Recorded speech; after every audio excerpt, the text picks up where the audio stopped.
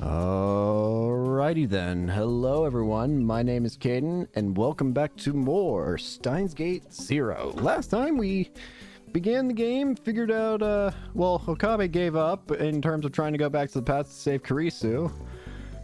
So now we are advanced over into December, and now we have an AI version of Kurisu in our hands. So, yeah, this is interesting. Not to mention we saw the perspectives of other characters for a little bit. And, yeah, everything seems terrifying already. So, can't wait to see where we go from here. Anyways, interesting. What'd you say? Didn't you hear me? I said it was interesting. You're not gonna tell me that you want to go, are you? I'd love to. I shouldn't have told you. I was standing in the middle of Ikebukuro with a smartphone in one hand, staring up at the sky. I've been trying to talk to the Amadeus Kurisu as much as possible lately. Sometimes I would contact her, and sometimes Kurisu would contact me. It didn't feel different than having a friend who lived in the real world. Talking on a smartphone in a crowded place like this was a little embarrassing, but I told myself that compared to the things I used to do, it was nothing. Hugh and Kyoma will one day return, I swear. I'd chosen harmless topics for our discussion. It still reminded me so much of talking to the old Kurisu that I sometimes forgot myself. I'd done that just now, when I accidentally told her about the lab. She had seized on it. So this lab you were talking about, did the original me ever go there? Oh. Yeah, no. Well, that tells me nothing. Which is it? Never.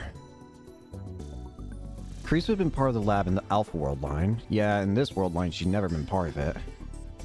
In this world line, she died before ever becoming a lab mem. Of course, she'd never even known where it was. You seem to have the wrong idea, so let me straighten you out. We call it a lab, but it's not. It's just a group of people messing around. And Zuo was living there right now. And Daru spent a lot of time there. They found out about Kurisu, things could get complicated. I prefer if you would finish your sentences. It's nothing. Either way, I want to see more of the outside world. All the times I've talked to Maho and the professor, it's been inside the lab. That's why I'm out here early on a Sunday morning, taking you around Ikebukuro. 10 a.m. Even at this hour, the area in front of Ikebukuro Station was crowded. It was going to get even more crowded as it got closer to noon. I was willing to take you to Maiden's Road if I had to. What's that? There's a whole world there you know nothing about. Wait, I just looked it up. Are you really interested? Of course not. Anyway, take me to this lab of yours today. Now that you've told me about it, you need to take responsibility. Got it? And then she hung up. Thanks, Kurisu. It was like it was her own personal taxi service. It really does. It's strange. It really does just feel like Kurisu, but she's just in my pocket. Kurisu couldn't move around on her own, so there was no getting around that. But sheesh, she's so selfish. She didn't seem to think very highly of me. No, the cute little emoji thing is gone.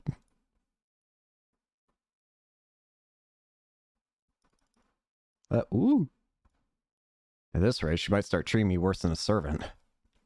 The real Kurisu was one thing. No, maybe it wasn't. But being treated that way by an artificial Kurisu was incredibly humiliating. Wouldn't it be a humiliation for all of humanity? Maybe I should do something about this. As I mumbled to myself.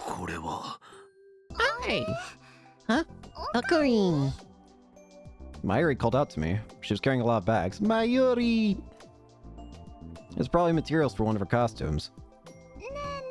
Hey, were you just talking to someone? That was, a friend from my class at college. I see. So you're going to meet them today too? No, I don't have any plans for today. Are you going to work, Mayuri? Nope, I mean Yuki at the lab. The lab? Was this good timing or bad timing? I know, why don't you come with me? It's been so long and you'll get to eat Yuki's home cooking. And Mayuji's gonna try to play hard to make something too. How about it?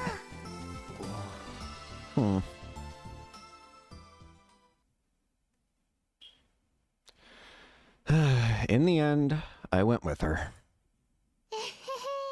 Oh, you look really happy. Yep, I am happy.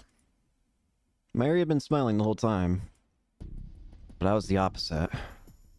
The minute I got here, I was so nervous I felt like I was gonna throw up. I didn't really want to see Suzuha. Huh? Are you okay, Okabe? Tenoji! Yeah. I still got the same sprites. The door of the Bronze Tube workshop on the first floor opened, and out came the building's owner, Hugo Tanuji. A CRT TV shop located on the first floor of the multi-purpose Ubiyama building in Suehirocho. At the very back of the store is a very rare 42-inch CRT TV. Hugo Tanuji, the owner of the store, also owns the building. It only gets a few customers a day, but strangely enough, it's been one of the few stores that survived over the years in the constantly changing landscape of Akihabara.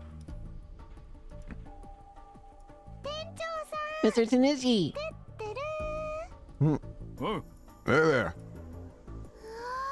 Wow, aren't you cold in just a t-shirt? I'm pretty tough.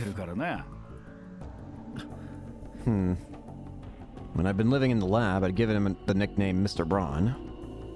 It's been a long time since I'd seen him. Okabe, from the look of it, you're actually making something of yourself in college. Thanks. Come to think of it, how are you handling the rent? I asked Mayuri instead of him. I used to give it directly to Tanuji, but... Hashida deposits the money when it's due. Don't worry. I see. Yeah. This man... Was he a rounder in this world line too? Yeah! There's no way I could ask him. Oh, wait a minute. Next page. Who's texting? Maho Hiajo. How did things with Karisu go? How did things go with Karisu after that? No problems. Can we do something about her mouth? I want to talk to Maho too. No problems. I see. Anything you can tell me, no matter how small, would be a help. She's interested in Maiden's Road, maybe? What's that? A place where or a whole world you know nothing about exists? Well, look it up. Bad idea. That darkness is very deep. If there's anything that seems off, I'll let you know. Would you? I know it's a lot of trouble. Oh, look at that. Please and thank you. Little Lukaku. Oh, look at that.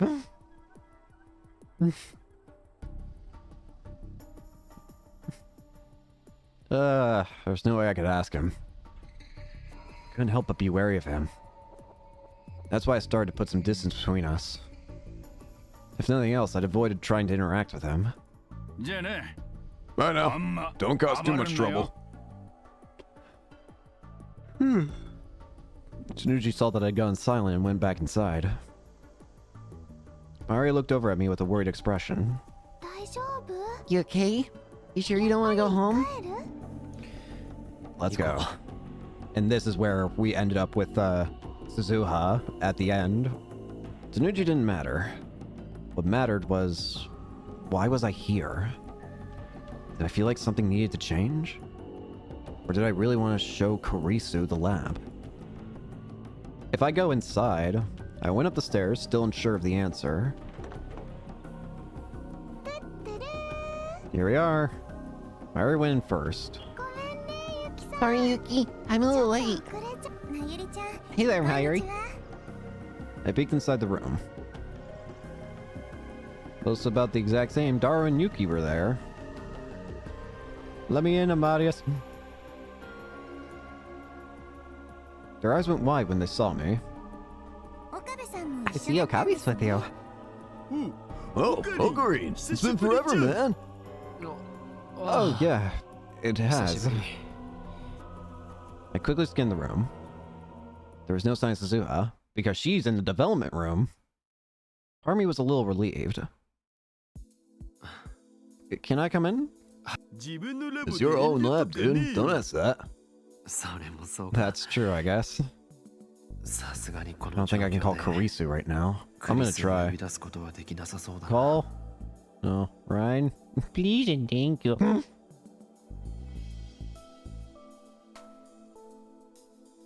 I followed Mayuri to the lab and tried to relax my legs by sitting on the couch, but I didn't feel relaxed at all.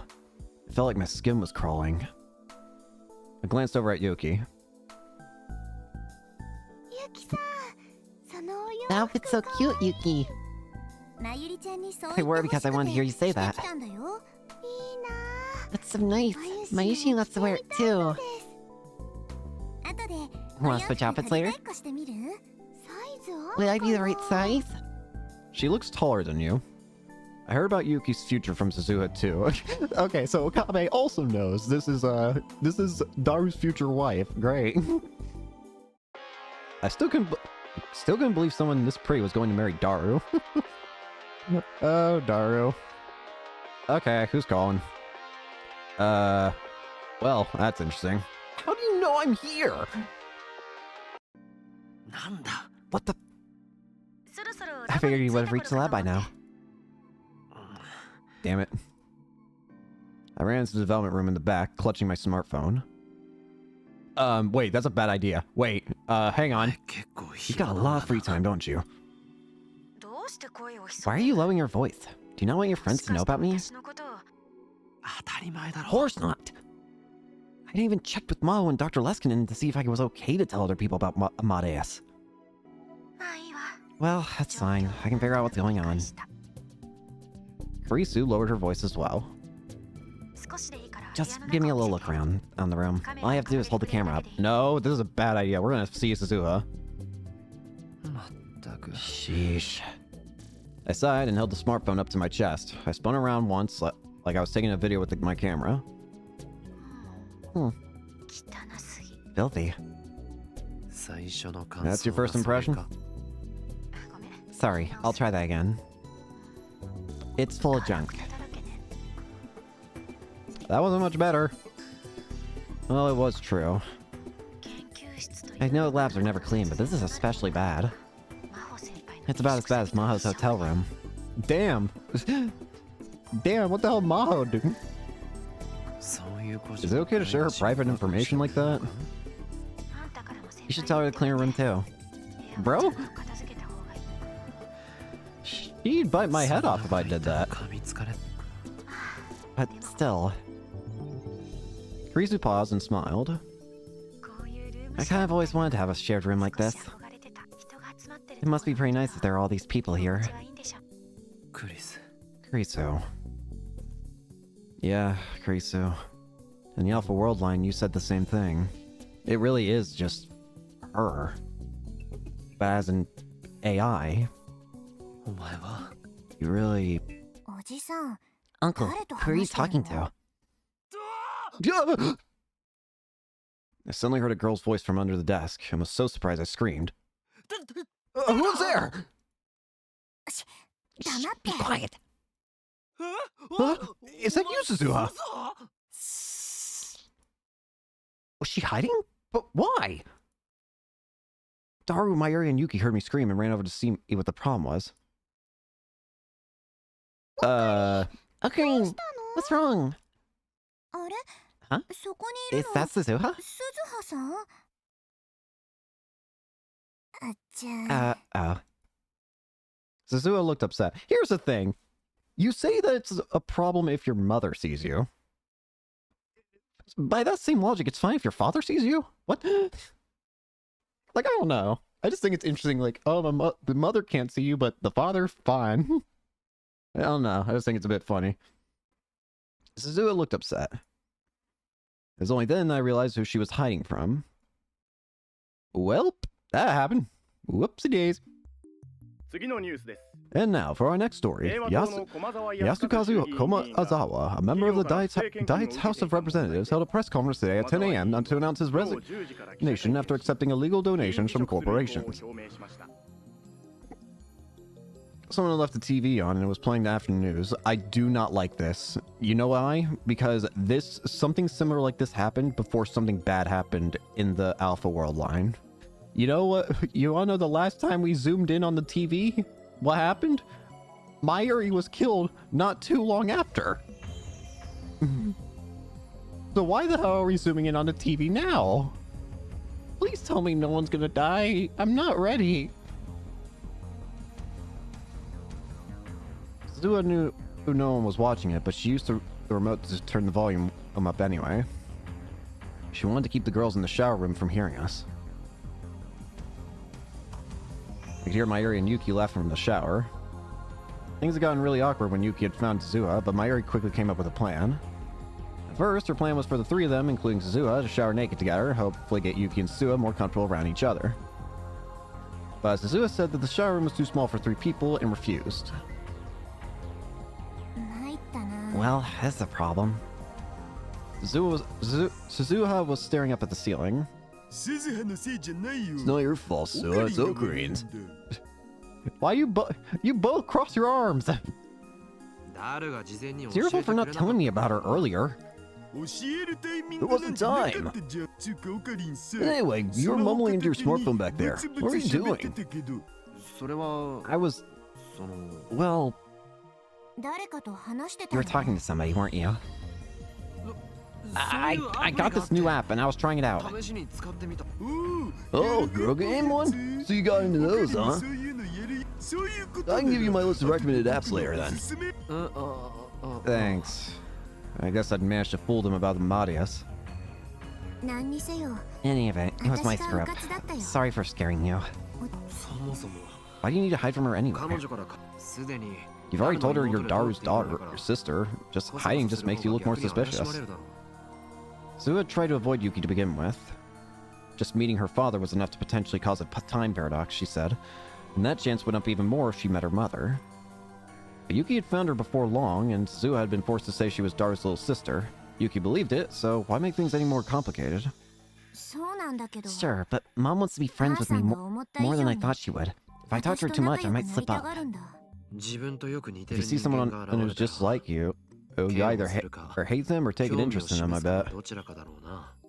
And Yuki Mane was the latter. It'd be much easier if she hated me. You could just tell her. Or maybe not. Right now, only a few people know that Suzuha was a time traveler. Me, Daru, Mayuri, and Ferris. That was all. Why does Ferris know? Wait, do we have to explain anything at all? Huh? Amashi isn't really the type to pry. You should know that, right, Suzuha? You're right. She wasn't like that in the future. Then what's the problem? When the time comes, I'll explain to her. Really? Yeah. Fine, I'll leave it to you. Suzuha nodded. So from now on, you can stop trying to avoid Amaneshi. I don't know if I can do that without screwing up. It'll be fine. I don't know if you're one to talk, though. I mean, hey, surely if a time paradox happens, we'll all end up vanishing from existence before we can realize it, right? Well, maybe not. Well, okay, maybe not Okabe because of breeding Steiner, but... Huh? Look at how awkward you were with her. I'm not the problem here. Bruh. There's something very funny about them both crossing their arms. I don't know why. And then the conversation came to a halt, which meant we started thinking about the voices coming from the shower room. And so... Daru opened his mouth. Perhaps he couldn't take it anymore. Can I go watch Nico live streaming? There's a Bloodtoon stream on now. What? Bloodtoon, an anime called Bloodtoon, the animation. Originally a manga, it was animated last year. The show drew a lot of attention from anime fans, and the main heroine, Seira Oracle, became popular enough to have many figures. A live stream service offered by the major streaming site Nico Nia Video. You're going to eat even if I tell you no, right? Yep. Then go ahead. Damn. Suzuha had aside and Daru sat in front of the PC and put his headphones on. Thanks, Daru. What is it, Uncle? I was just thinking about how well you got along with your dad. Really? Yeah, Daru was like this in the future, wasn't he? He was thinner and cooler. Damn, really? Oh, I kind of want to see it. I can't even imagine. I want to see it. Damn. And the conversation died again. There were a ton of things I needed to talk to Suzuha about. But that was why I couldn't say a word. Maybe it was the same for her. Since there was nothing else to do, Suzuha and I turned back to the TV. The news was still on. The opening event for the French fashion brand Le Parrot Edis was held in Ginza this morning. As the newscaster spoke, I could see over 100 women lined up in front of a store. So peaceful, isn't it? By the time I was old enough to remember anything, this was all gone. On the TV, a girl in a pretty outfit was talking to an interviewer. I'm jealous. They don't have to kill anyone, and nobody's going to kill them. Hmm. In the world I grew up in, you had to kill without mercy, no matter if they were a man or a woman. Your life could end at any moment. The terror was with you every second of every day. The only way to forget the terror was to give yourself over to the madness and become one of the killers. That was war. That was Suzuha's life. I've been to many nightmarish world lines, but none of them were that bad. My dad's work on the time machine got him branded a rebel. Daruma made the time machine that brought Suzuha here. It was far more powerful than the one that existed in the Alpha World line. I left the military to join him in this group, and the police and peacekeeping squads came after me. The battles after that were worse, and there were a lot more of them. I don't want to use the phrase, fighting the good fight. Killed a lot of people, and lost many of my friends and comrades. One of them was my mother. Daru was still staring at the computer screen, but I could see him twitch. He must have been listening to Suzuha while he pretended to look at the screen. She tried to protect me from one of the army drones. It was gunned down. This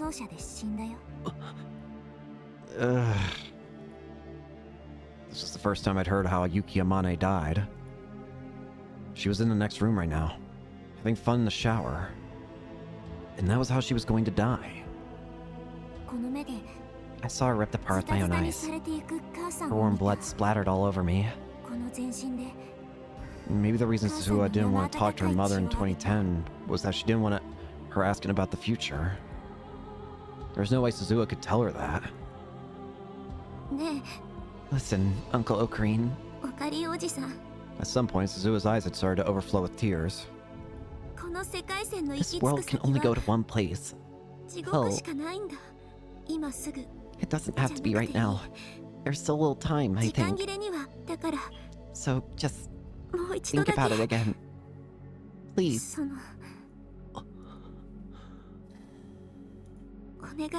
Please. I knew it. In my mind, I knew it. The right thing to do was to do as she asked. But...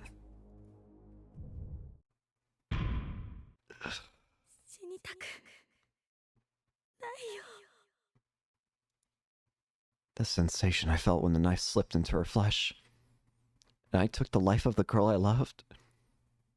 It went from my hand to my arm, and then to the rest of my body. And I started shaking.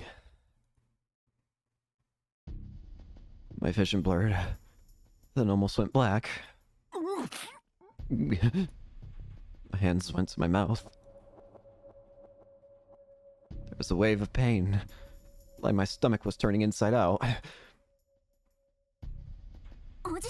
Uncle? Are you okay, Ocarine? Yeah. Sorry. Suzuha poured me a cup of water, and I gulped it down. Sorry, it was too early to talk about this. No, it's nothing. I'm fine. I sank into the sofa and tried to calm down. I know what you want to say, and how you feel. But I've gone through so many world lines. I've seen people in other world lines have their fates toyed with by the time machine. I looked straight into Suzuha's eyes. I've seen your own tragic end. I've realized that I'm powerless to do anything. Humanity was powerless before the laws of this world. Using the time machine to change the world lines means breaking the rules of the universe. It's not the province of humanity. You could say it's the province of God. We try, we'll suffer an even more horrible punishment. That's what I think. Is that your answer, Uncle Kareem? For now, if nothing else. I see. Feel free to tell me I'm just running away. No, I won't do that. Suzuha looked up at the sky and sighed. It must have been a habit she picked up lately. And now, our next top story. The Ministry of Health announced that there have been no reported cases in Japan of the new form of encephalitis that is ravaging America. But this new virus has a long incubation period, and they cannot deny the possibility that it has already arrived in Japan. The ministry has ordered all medical organizations in the country to draw up treatment plans and investigate the virus's spread. We're here with Soko Haruyama of Ochanomizu Medical University. So, Ms. Haruyama, what sort of symptoms does this new encephalitis cause? The new virus does not spread easily, but it has a long incubation period and appears without warning. The main symptoms are hallucinations and memory problems.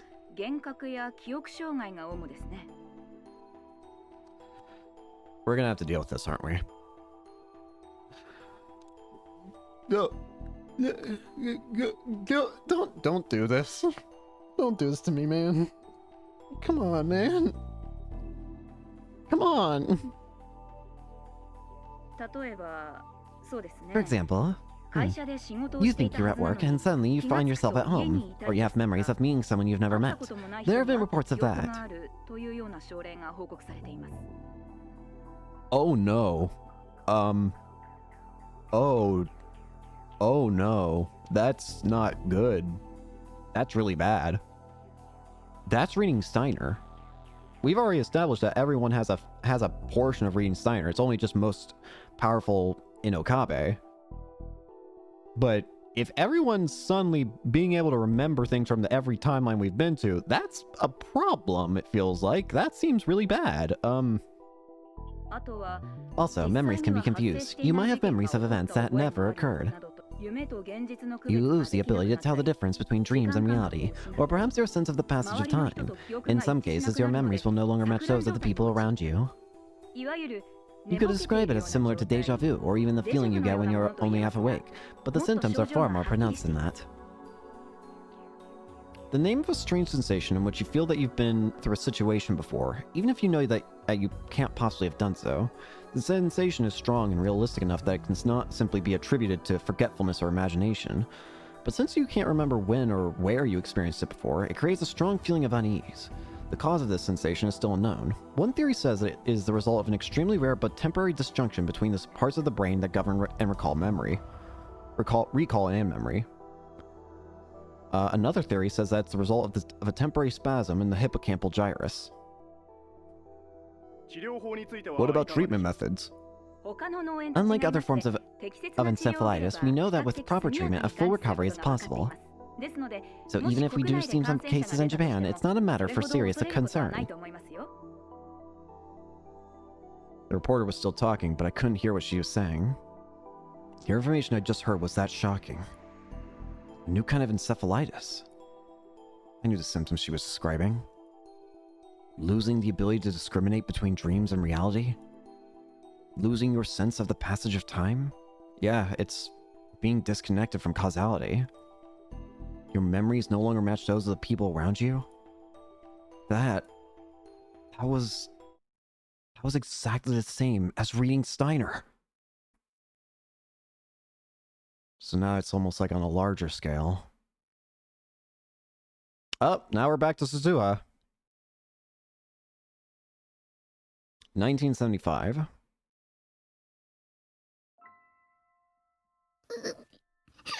Oh. Where did this child go? The interior of the time machine smelled like metal and was covered in instruments of different sizes. The girl inside was sobbing. This girl is an anomaly. Kagari. She doesn't exist with Suzuha. You would think that she would be with Suzuha, considering she was in the same time machine. So what happened? Where's Kagari? It had been almost an hour since Suzuha had left to go look around. She'd assumed that Kagari would have stopped crying by then, but she had no such luck. How long are you gonna keep crying? You need to get it together. Think about how big sis Mayu felt. Kagari Shina looked up at Suzuha, her face wet with tears. Oh. So don't cry. It's annoying.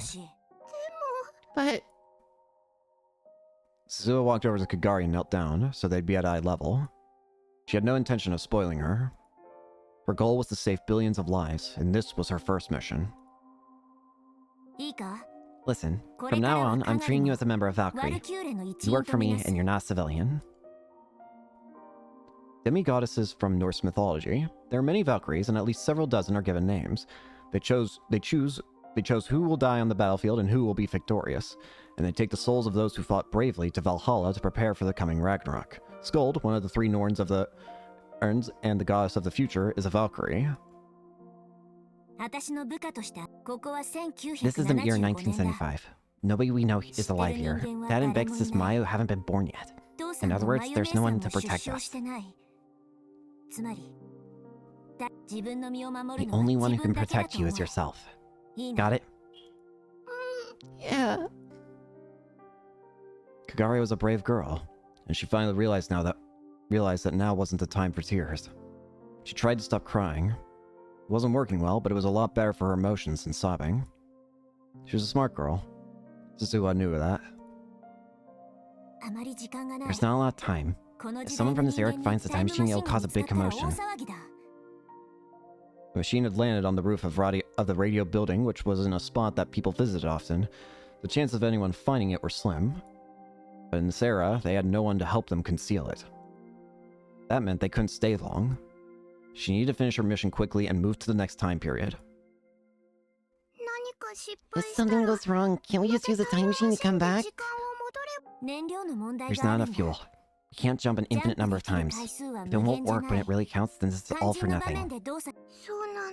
I see. Can you stand?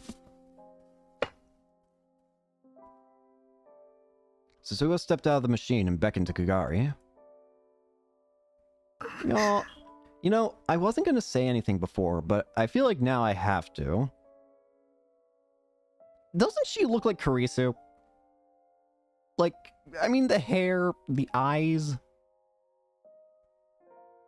Come on. It strangely kind of looks like a baby Kurisu. At first, I thought it was, but I just thought it sounded so stupid because, like, oh, why would there be a baby Kurisu in this time period, from this time period? Like, come on, that doesn't make any sense. But the more I look at it, the more I'm like, this just looks like a baby Kurisu. It really, really does. And I just cannot get that out of my head.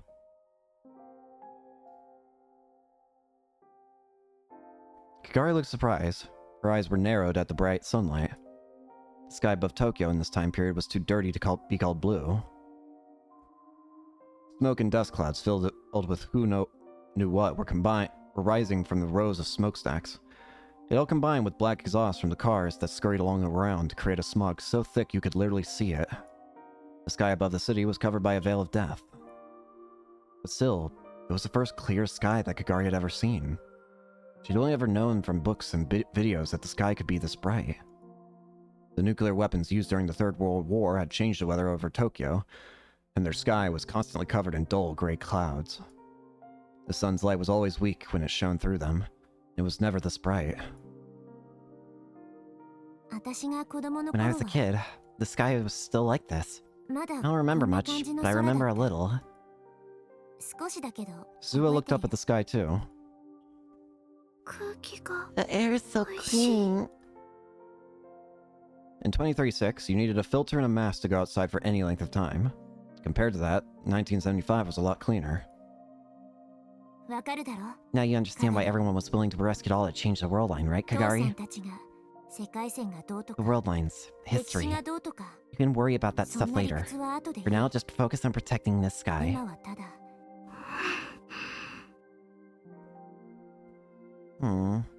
Kagari slipped her hand into her pocket and took out the faded green Upa keychain.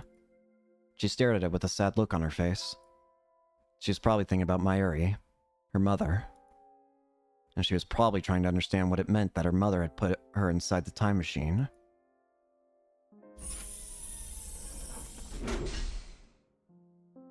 Suzuha decided that Kagari was alright now and closed the hatch on the time machine from the outside.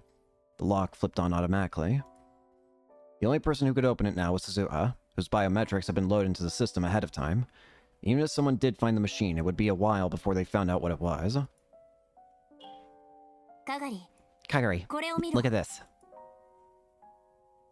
Oh, look. Suzuha handed her a printout of a photo. It's an IBM 5100. What is this?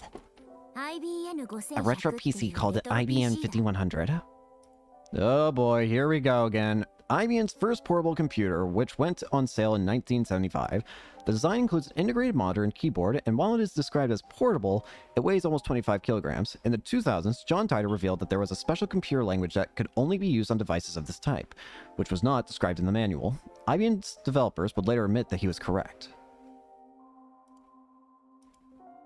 So, why do we want it this time? None of the ones in our time still worked, but here we should be able to find a working one. Our first mission is to split up and find it. Yeah. We can communicate with this. She handed Kagari a small transceiver. I was told it doesn't have a very long range, so don't expect too much from it. Oh god, Okay, so... Obviously, the biggest question on my mind right now is what the hell happened to this child? Because they are not with Suzuha in the present time. They're not with her at all. So what the hell happened to this child? I have two assumptions, neither of which bring good feelings.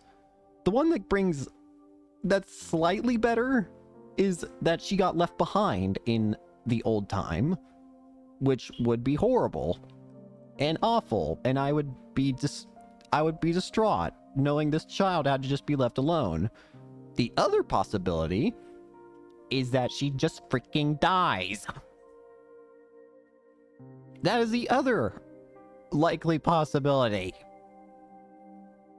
I was told it doesn't have a very long range, so don't expect too much from it. Okie dokie. Aw. We'll meet in front of this building every 90 minutes for the status report. Got it? Aw. Good answer. Suzuha nodded and patted Kagari on the head. Okie dokie.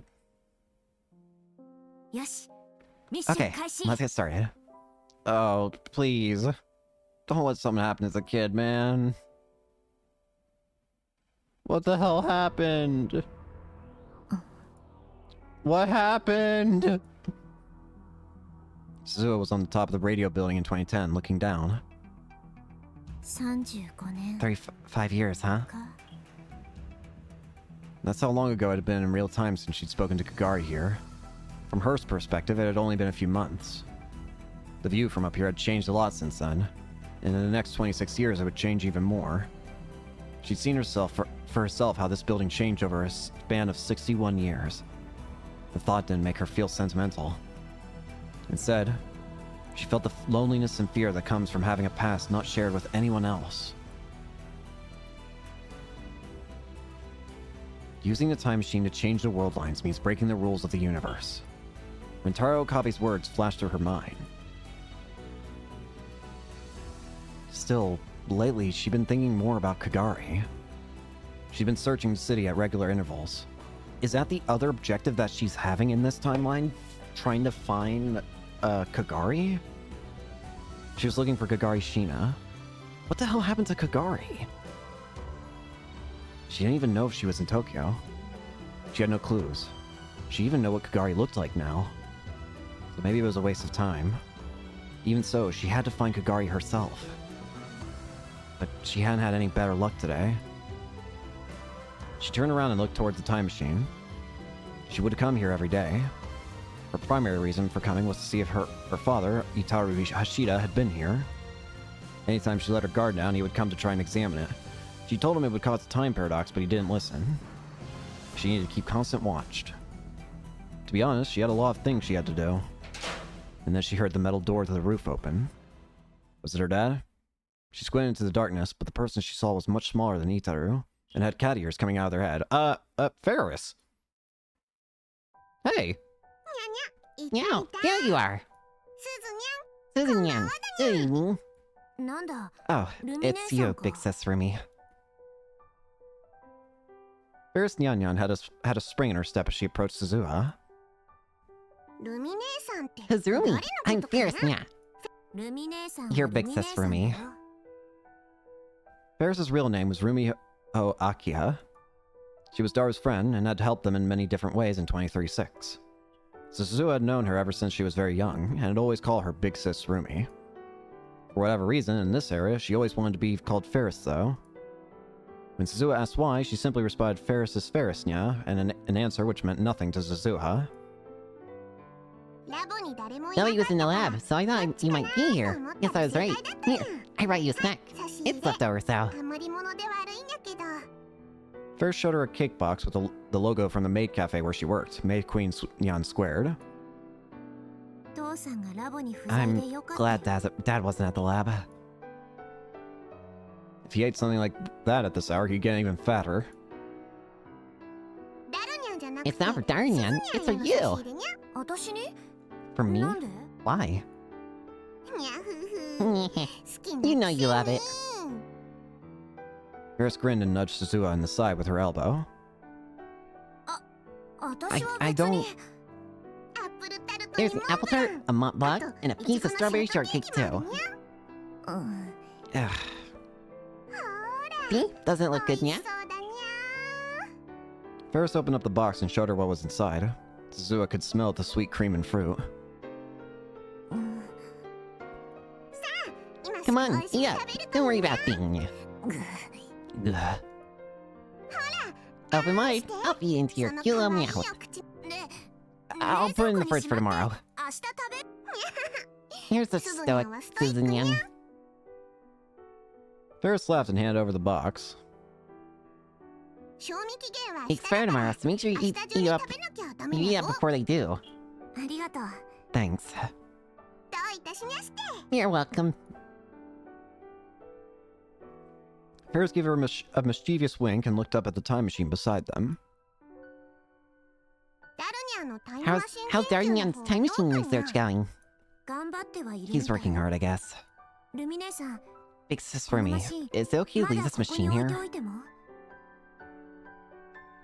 Suzuha looked around the roof as she asked. It was solely thanks to Ferris that no one had really noticed the massive object on the roof. She was the heir to a rich family that had a lot of influence in this area and had contributed a lot to the development of Akihabara. She was helping to hide the time machine. I see. Yep, I've run out this whole floor, or roof, I guess. It's fine. I told the owner that we're developing a VR game. It's not the best use in the world, but it works. You know what? I can buy it. You need a giant room to have, like, the most immersive VR game experience. It's a huge help. Don't worry about it. I'm always ready to help you save the world's elementals from the Byaki. Yeah. The what? Winged interstellar creatures that appear in the Cthulhu mythos. They were created by August Derleth, the co-creator of the Cthulhu mythos along with H.P. Lovecraft, and appear in such stories as The House on Kerwin Street, They are described as being chimera-like creatures with around 3 meters tall, with the wings of a pterosaur, the legs of an eagle, and a tail like a bee's. Despite their terrifying appearance, they understand human speech, and if they feel it's in their best interest, they can even work together with humans. In space, they usually travel at around 1/10 of light speed. An organ called a hune in their tail allows them to fly faster than the speed of light. Yuyaki are supposedly servants of Hastur, the god of shepherds, a creation of Ambrose Bierce, author of the famous Devil's Dictionary. 4 elements. The 4 spirits who control the elements of earth, water, fire, and air. Their existence was first proposed by the Swiss alchemist Paracelsus in his book, The Book of Fairies. He described them as beings not dead, like ghosts, but not alive, like humans, and as being spiritual creatures of an extremely nebulous nature. Paracelsus struggled to explain exactly what they were. In the end, decided to yawn. In the end, decided to classify them as things. He divided them as follows. The element of earth is controlled by the pygmies of the mountain, or the gnomes. The element of water is controlled by the nymphs of the water, or the undine. The element of fire is controlled by the salamanders of the fire, or the Vulcans. The element of the air is controlled by the sylphs of the wind, or the Sylvestres. Paracelsus' theory had a huge effect on alchemists and authors both of his own and later generations, who filled in the gaps in his work. In the fantasy genre in particular, elementals have become a mainstay. Ugh, that was a lot. Right. Since many years ago, well, I guess many years in the future, I've been wondering, but sometimes what you say is really hard to understand. What language is that? Don't think, yeah. Feel. Oh, come on. It's so cold. I think I'm going home.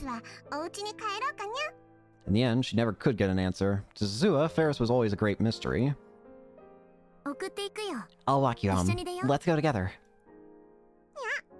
We need to have dinner at my place, too. That wasn't what I meant. You never eat any real food, do you? Whenever I see how stoked you are, I always feel like I have to do something now. Like a protective or motherly feeling. There's something like that within me. I'm just fine. Before she finished her sentence, she felt someone looking at her. She glanced around. Yeah? What is it?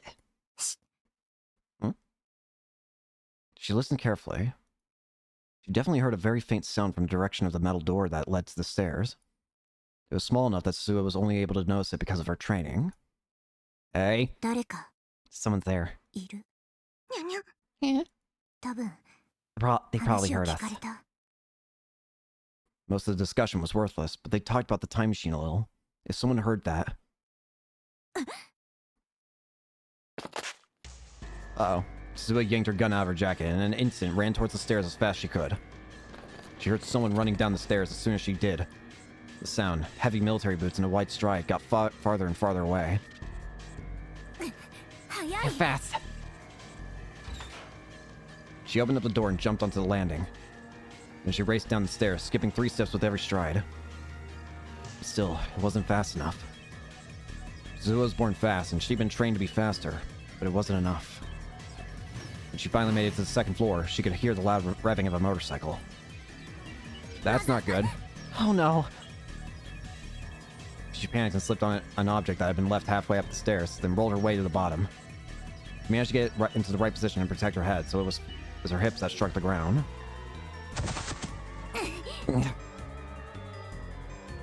She forced herself to stand up and run outside.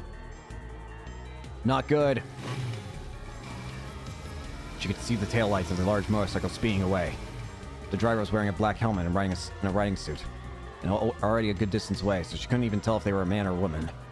They revved their engine loudly, as if to mock her, and then spun a corner and disappeared into Center Street. That's really bad. Oh, crap. A little later, Ferris caught up. Are you okay, Nya? They got away.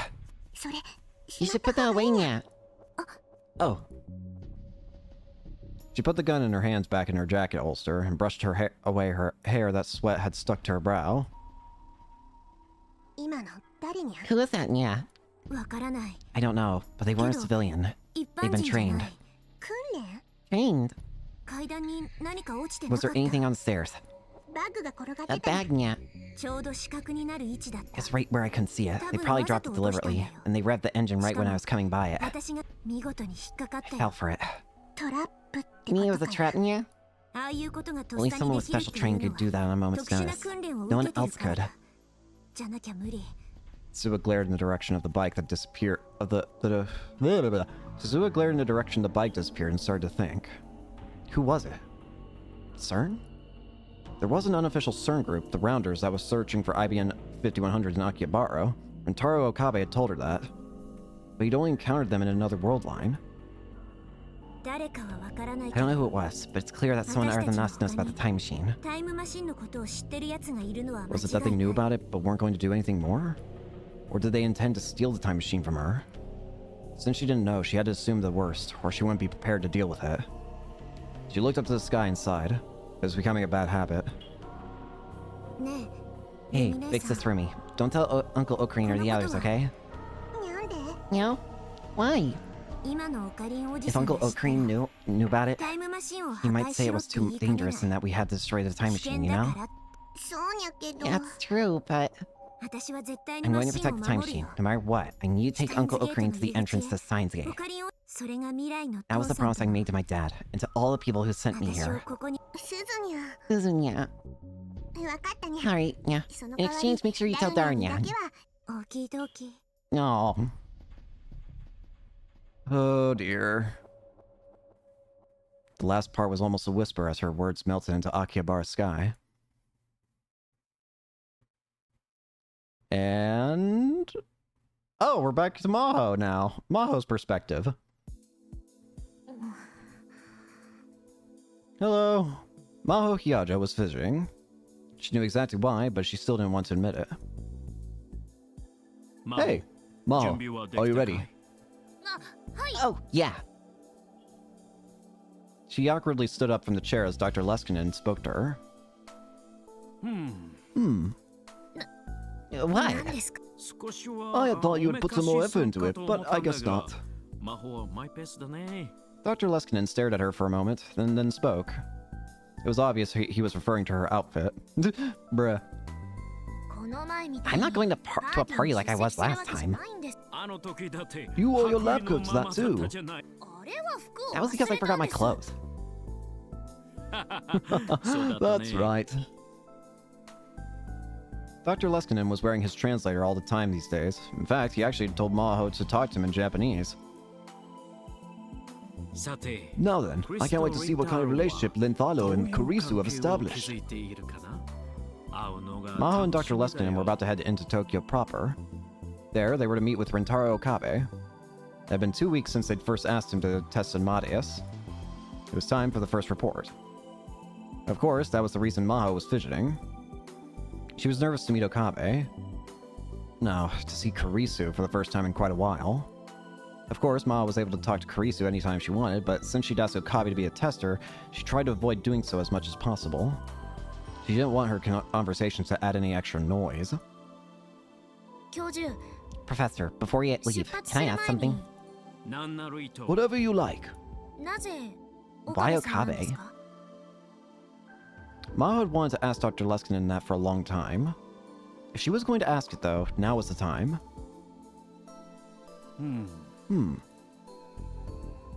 Dr. Leskinen thought for a minute. Are you jealous, Maho? I'm... She felt heat flush her face. In other words, he was right. Yeah, she was jealous of Okabe. Not that she wanted to admit it. To be honest, it bothers me. There are other people who could be her conversation partners. You, for instance? I'm not saying that. I'm too close to Kurisu and Amadeus. Lintaro is a good guy. If you really believe that, you're naive. It's impossible to really understand someone after only meeting them once. What if he secretly sells Amadeus to another lab? Even if he doesn't plan to at first, he might change his mind if they owed him enough money. That's human nature. Let's say Rintaro did sell Amadeus. What would happen then? Would whoever gets her access rights be able to become friends with Kurisu and take over Amadeus? Well, Mao asked herself the question and then realized the chance was almost zero. that would be impossible. Yes, it's impossible. Because if that ever happened, Kurisu would refuse to talk to them. In that sense, Amadeus is a very difficult system. It doesn't do whatever you want it to. Of course, it is possible that Amadeus could be persuaded. But you could say that's why I chose you and Kurisu as its models. Dr. Lessinen gave her a mischievous wink. Both Kurisu and I have difficult personalities. It would be hard to persuade us to do anything. She knew he was teasing her, so she decided to say it. Indeed, you two are truly merciless. And that is the best security I could get. That sounds like an insult. It kind of is. You two are the finest ladies our institution has to offer. Dr. Lessinen laughed happily. He always had a childlike innocence about him. Either way, the Amadeus AI is a tricky thing. You could say that's what makes it interesting. Keeping them to ourselves won't bring us any progress, will it? I've been thinking about how I want to find a catalyst that could prompt Amadeus to really evolve. And I wanted it to be someone who didn't have anything to do with the research. Rintaro is smart, and I think he's a good choice. He's also a friend of Kurisu's. Anyway, why not see what he says today before you decide? First, let's see how Kurisu has changed since she started spending time with Rintaro. We may see a side of her that we've never seen before. Yeah. That was what was making her nervous. If Kurisu changed into someone she didn't know, that would make her sad. It's time. Let's go. Mao nodded.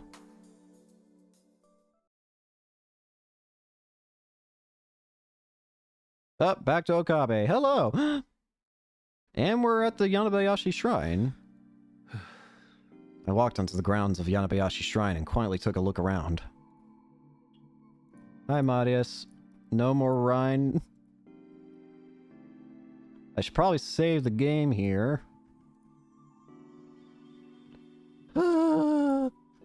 Several cats were sunbathing beneath the cold winter sky, but there was no sign of anyone else.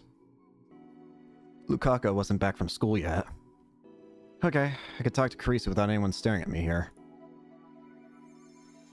I can't talk to Kurisu. I was supposed to meet with Dr. Lessinen and Maho after this. Before that happened, I wanted to confirm something with Kurisu. Can't click. I decided to start the app. Now I can probably click. Overwrite that.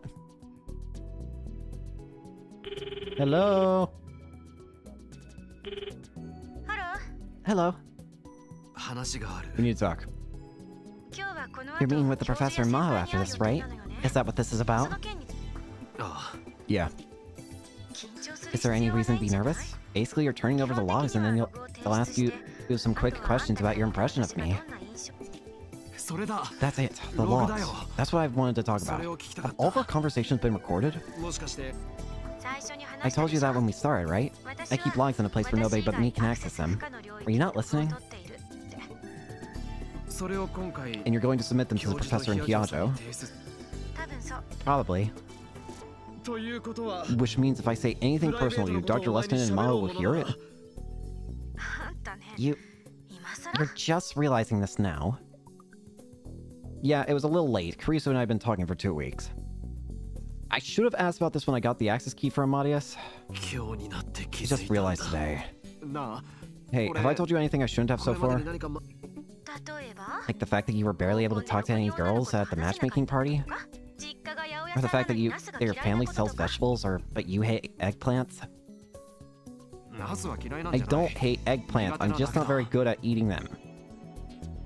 If that was all, I didn't really care. So there's something I want to share.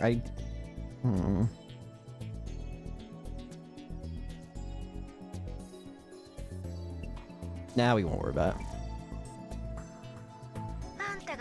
Or the fact that you called the first time we talked, you called me Christina? Please forget about that. Human memories are ambiguous, and as time passes and they become more subjective and tend to be compressed into a single narrative. Regardless of whether the memory is a good one or a bad one, it's common to only be able to remember words that left an impression, and that impression will often alter your memories of the surrounding conversation. Huh? What was she talking about? I'm not saying that's a bad thing. That's just how human memories work. But Amadeus isn't a human. It's an incomplete AI, still in the research stage. This is a big problem for Mao and the professor. But actually, Amadeus still can't perfectly replicate the ambiguity of human memories. In other words, it can't completely replicate the high-level brain function that is forgetting. Huh? But at the ATS seminar, Dr. Luskin said that Amadeus would forget unneeded information. Yes, I do forget things. But remember what I said? I record things in a log, like it's my secret diary. So in the end, all the information is still kept there, and if I load that, all the data that I should have forgotten will come flooding back to me. Okay? In other words, asking her to forget was a waste of time?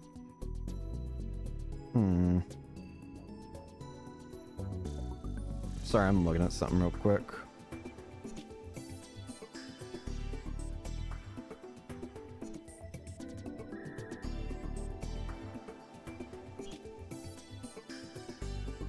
Sorry.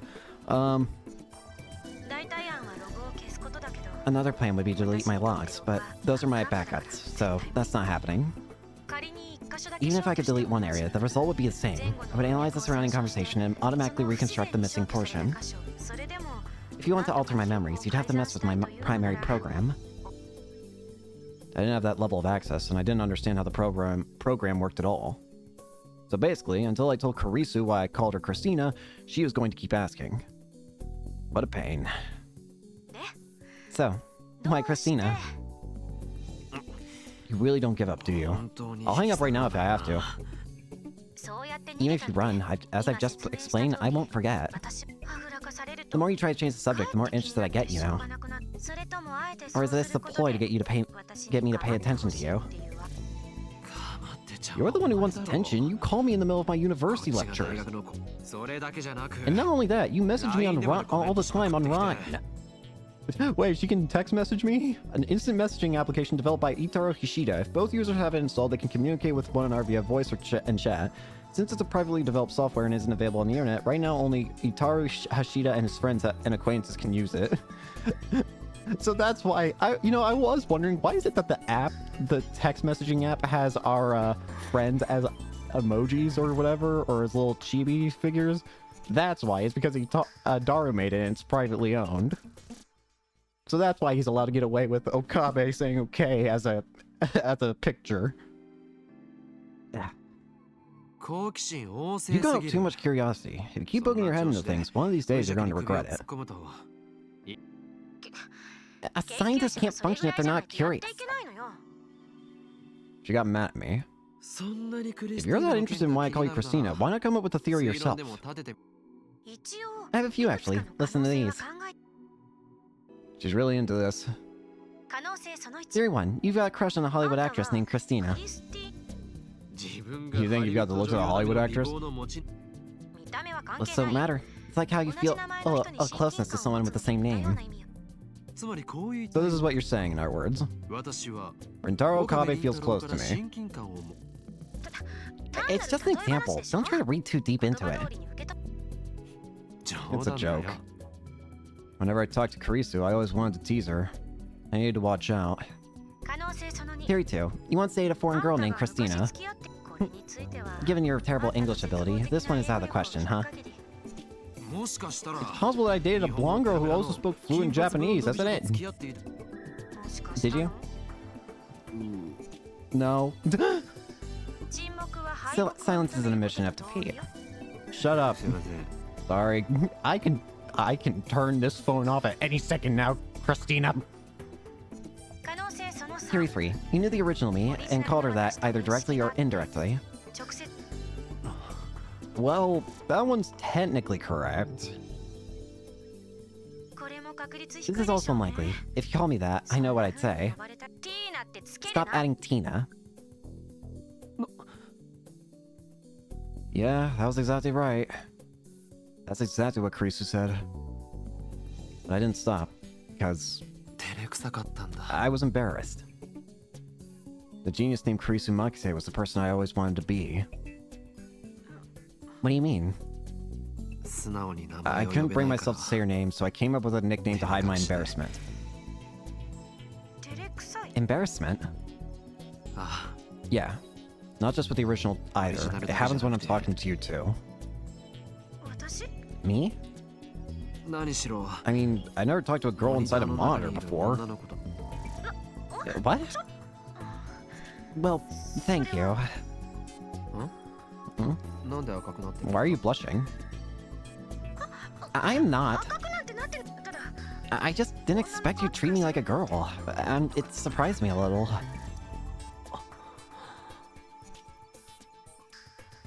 Even that reaction was just like Kurisu. That part of you, I shuddered. What was I about to say? This was a 3D model on a screen, a tiny collection of zeros and ones in the shape of a human. What was I about to say to her? Hey, can I ask you something? We knew each other, didn't we? I mean, you and the original me.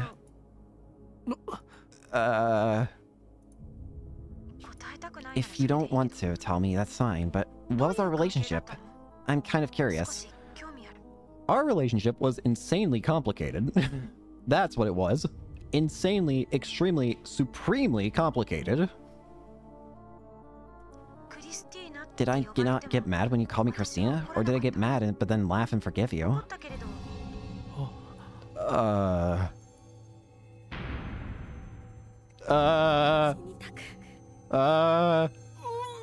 god. No. I was hit with a violent urge to throw up. It's happening again. I could see Kurisu in front of me, covered in blood. She was looking at me, her eyes cold.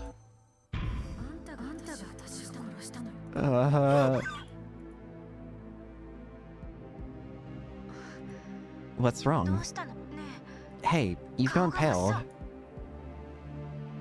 I touched the smartphone and ended the call. Then I became too dizzy to stand.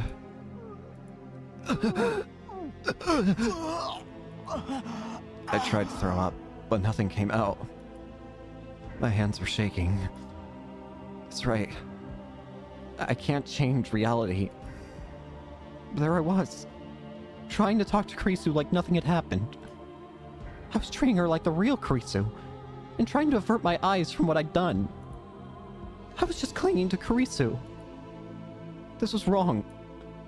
I shouldn't talk to Kurisu anymore. The call from Kurisu was from Kurisu. I feel like I have to answer.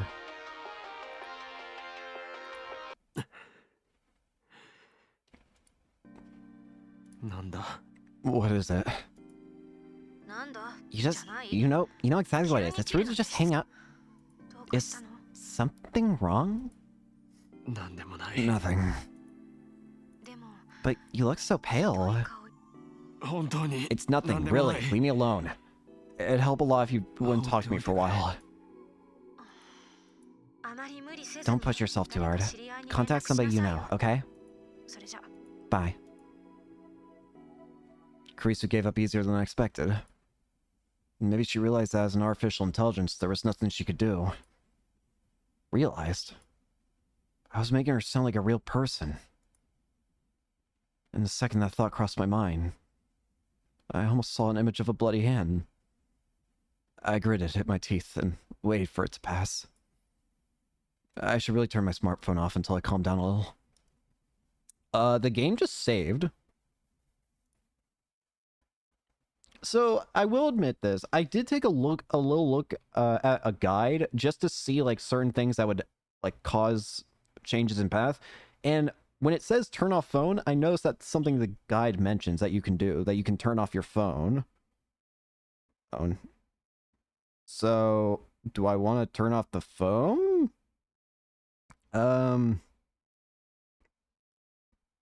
I... Nah. That's fine just a moment ago. But now even hearing Kreese's voice was enough to send me into a panic. I'm not gonna turn off the phone. Yeah, I'm just gonna leave it on. I come back to how I was half a year ago. Back then, even hearing Kreese's name was enough to make me dizzy. I shouldn't have messed with this. I shouldn't have tried to chase Kreese's shadow. For now, I should just turn off the smartphone.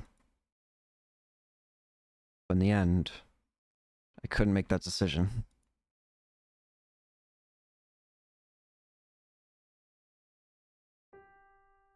I gulped down an entire bottle of mineral water and caught my breath. There was still a little time before my meeting. I wanted to get some air up here and recover a little.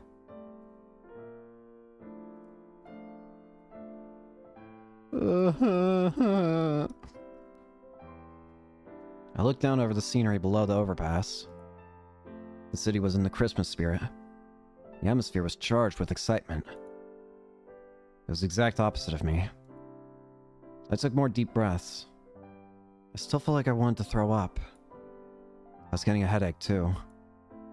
If I went to Dr. Leskinen like this, I'm sure I'd worry him. And then I realized that the two girls coming up the stairs were looking at me. I peered into the late afternoon darkness to try to make out their faces. One of them, the girl with the short haircut, waved. Oh! I knew it. It's Ocarine. Hi there. Oh, you're Mayuri's friends. Hi there. They're Mayuri's friends and fellow cosplayers. What are you two doing here? I think their cosplay names were Kaede and Fubuki. I didn't know their real names. Which was Kaede and which was Fubuki again? Are you okay? You don't look so good. I'm fine. If I made them worry here and they talked to Mayuri, it would cause a big fuss. I didn't want her to worry about me when she didn't have to. I shouldn't have come back to Akihabara anyway. I ran into people I knew just from walking through town. I should have gone towards Kanda when I left the shrine. You always look like you're hurting somehow, Ocarine. Do I? You do. Fubuki, and when Mayushi looks at you, she looks like she's in pain too. And when I see her looking at you, I feel like I'm going to cry. Wait, what am I saying? The Fubuki girl must really care about Mayuri. I felt a little better after hearing that. Who's the girl you like? Huh? Girl I like? An image of Kreese appeared in the corner of my eye again. The feeling in my hands when I took her life came back. No. Calm down. Ocarine? I'm sorry. That was rude to ask.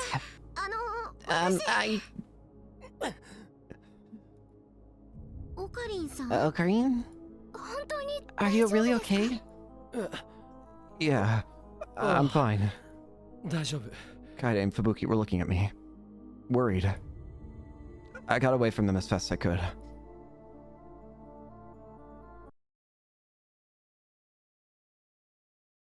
X-Day Protocol.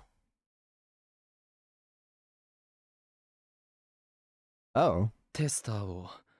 I want to stop being a tester. I guess it's just too painful. When I started the conversation with that, both Dr. Leskinen and Maho looked shocked. We were meeting in a room at a luxury hotel in the heart of Tokyo. It felt like the sort of secret meeting you'd see in a spy movie. Or maybe it only felt that way because the old me wasn't completely gone. It's irresponsible. Maho seemed to finally understand what I meant, and her anger was clear. Maho, Maho, calm down. Lintalo is the one helping us with this test. I'm grateful that you took up the offer at all. If you've quit here, you're not being irresponsible at all. Don't worry. Dr. Lessinen smiled and offered me his hand. I took hold of his giant hand and shook it back, but I looked down, unable to look him in the eye. I'm sorry. Still, I would have liked it if you could have continued. I took a quick look at the logs, and I see you've been talking to her quite a bit. And the way Kurisu speaks to you is very different than what we hear at the laboratory. Humans are by nature social animals. They change their words and actions depending on the situation who they're speaking with. We can assume that Amadeus is doing the same thing. That's why I want you to continue to test the test a little while longer. By the way, why did you decide to quit? Did talking to Amadeus become painful? No, it's the opposite. The opposite? Talking to Amadeus, to Kurisu. It's a lot of fun. But it scares me. And then I desperately tried to explain the feelings that were welling up within me, even though I still didn't understand them myself. I told them how scared I was that I was starting to see Kurisu and Kurisu as the same person. I thought this might be a lot of stress on you. I'm really sorry. But that reaction of yours is very interesting. In the sense that you're interacting with Amadeus from the perspective of someone who isn't a scientist. It's very valuable to me. I hope you'll forgive me for saying that. I'm a scientist to the core, you see.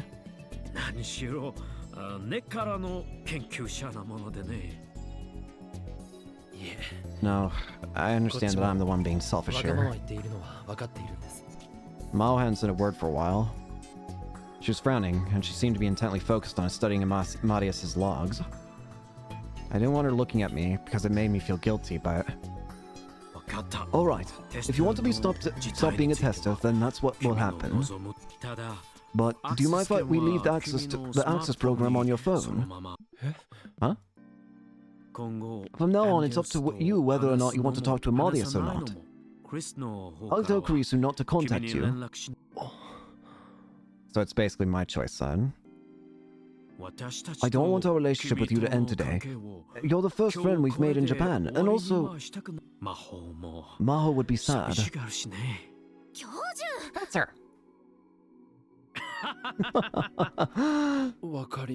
I... understand. Felt like giving in, but at the same time I didn't want to lose my relationship with Dr. Leskinen. My goal of going to Victor Condria University hadn't changed at all.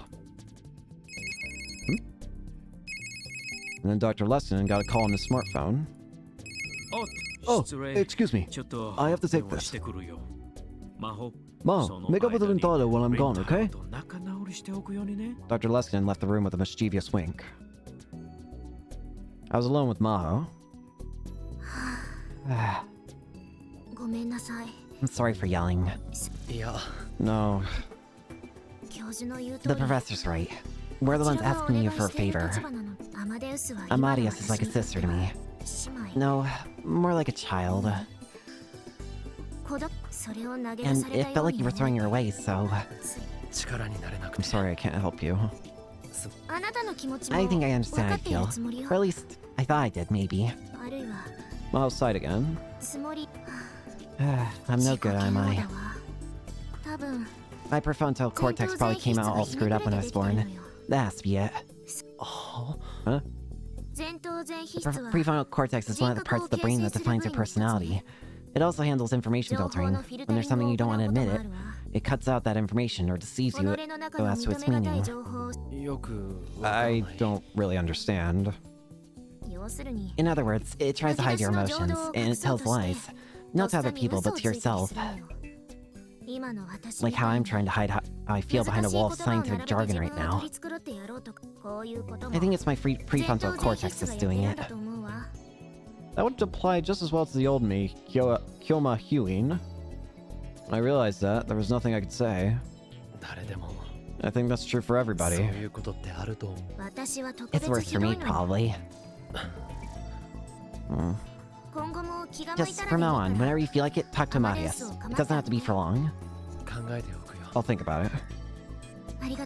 Thanks. Mal flopped back onto the sofa. Story is scary. Nah. Hey, can I ask you a question? About Kurisu's mom? I happened to hear you and the professor talking about her at the party that one time. You said that something happened at Kurisu's house. Oh, that. Mal seemed to remember it quickly.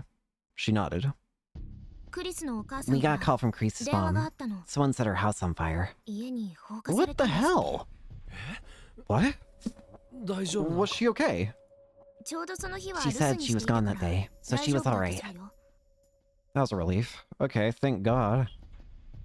After all that had happened, I really didn't want Kurisu's mother to have to go through any more. Kurisu's mom seemed to really like me. She would invite me over on my off days all the time. So I'm worried. I hope she's not caught in anything weird. Weird? I noticed the way she said the phrase. A cold chill ran down my back. It wasn't just an arson case. Well, Miles seemed unsure if she should tell me. Hyajo. I urged her to speak. She nodded silently. Well, at first the local police investigated, but after that, some people saying they were with the FBI came. The FBI? Yeah. Understand, this wasn't a case the FBI would usually be involved in. And supposedly a neighbor saw the arson. And from what they said, they didn't look like your ordinary arsonist. What do you mean?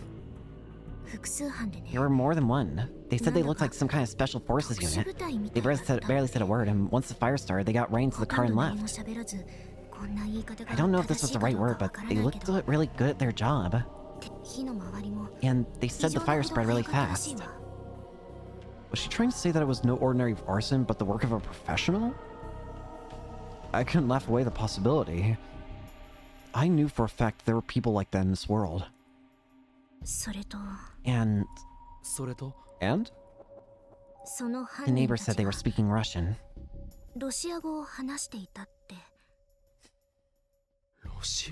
Russian. Russian. The first thing that came to my mind, whether I liked it or not, was Nakabachi. Half a year ago, he'd stolen a paper about time travel from Kurisu, his own daughter, and used it to seek asylum in Russia. Could that have something to do with it? And there's one more thing. Right after Kurisu's death, something weird happened at the lab. Someone who said they were a Japanese detective visited us with some of the local police. They said it was a joint US-Japan investigation into Kurisu's death.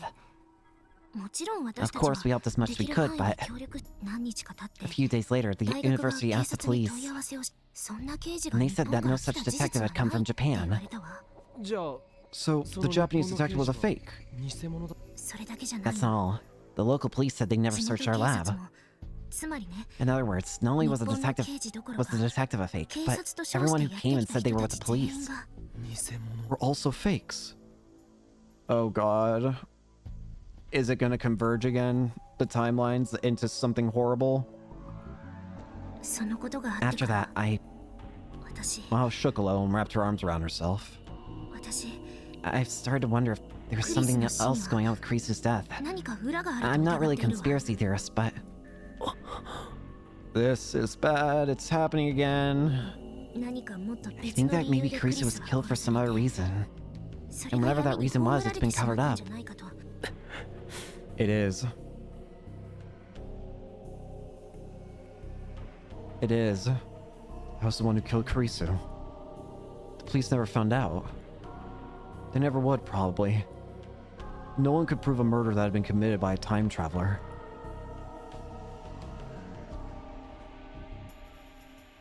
The police had announced that a foreign thief had snuck into the storeroom at the radio building, and Kurisu had been killed because she saw him. Supposedly there was an international warrant out for the thief's arrest because he'd already left the country. And when I killed Kurisu, there was one other person there. Dr. Nakabachi. It was eerie that his name hadn't come up at all. Russia. CERN. The time machine. I remembered the future that Suzuha, or perhaps I should say John Titor, had spoken of. She said World War III was going to start within a decade. And it would be the time machine that set it off. The EU and Russia would be in a race to develop it. And then even America would intervene. That would be the spark. How soon is it going to happen, though? Were we at the center of a chain of events that would result in the deaths of 5 billion people? I couldn't help but feel that way. Kurisu won't be able to rest in peace like this. I want to know the truth. The truth? I couldn't stop myself from shaking as I looked at Maho's face. You want to know the truth? That was dangerous. If she tried to learn the truth, there could be no doubt that she'd put herself in danger. No. The Rounders, who came crashing through the veil of night. My childhood friend, who died in my arms after being shot in the head.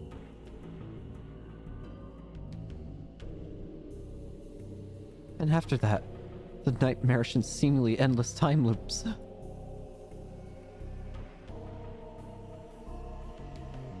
All the horrors that I experienced in the Alpha World line came flooding back, and I fought to stifle a moan. But that's something you should leave to the police. Do you really think so? If nothing else, you shouldn't think you can do something about yourself. There's just so little that one person can do. After I said that, I regretted it. But it was too late. Maho's gaze had turned into a piercing glare. Do you know something about what happened? My panic was about to show. I quickly covered my face with my hands. That's impossible, right? Yeah. Sorry for being weird. Whenever Kurisu gets involved, I just can't help myself. I really liked her. She was a really good girl. An amazing one. I liked her too. Yeah. I can tell by watching you. A heavy silence filled the air between us. I felt like I had to say something. But fortunately, Dr. Luskinen came back just then. How about some dinner, you two? Mao and I nodded and stood up from the sofa. Okabe, will you tell me more about what Kurisu was like when she was here sometime? Yeah, whenever you like. I was just barely able to smile back at Maho. I saw a dark blue van come around the corner of the underground parking lot. Its tires squealed a little. It wasn't a Japanese car. It was a station wagon that looked like a sports car from some foreign manufacturer. I didn't know a lot about cars, but supposedly if you purchased it from a dealer, it could easily go for over 8 million yen. The reason I knew all this was because the car's owner had told me over and over.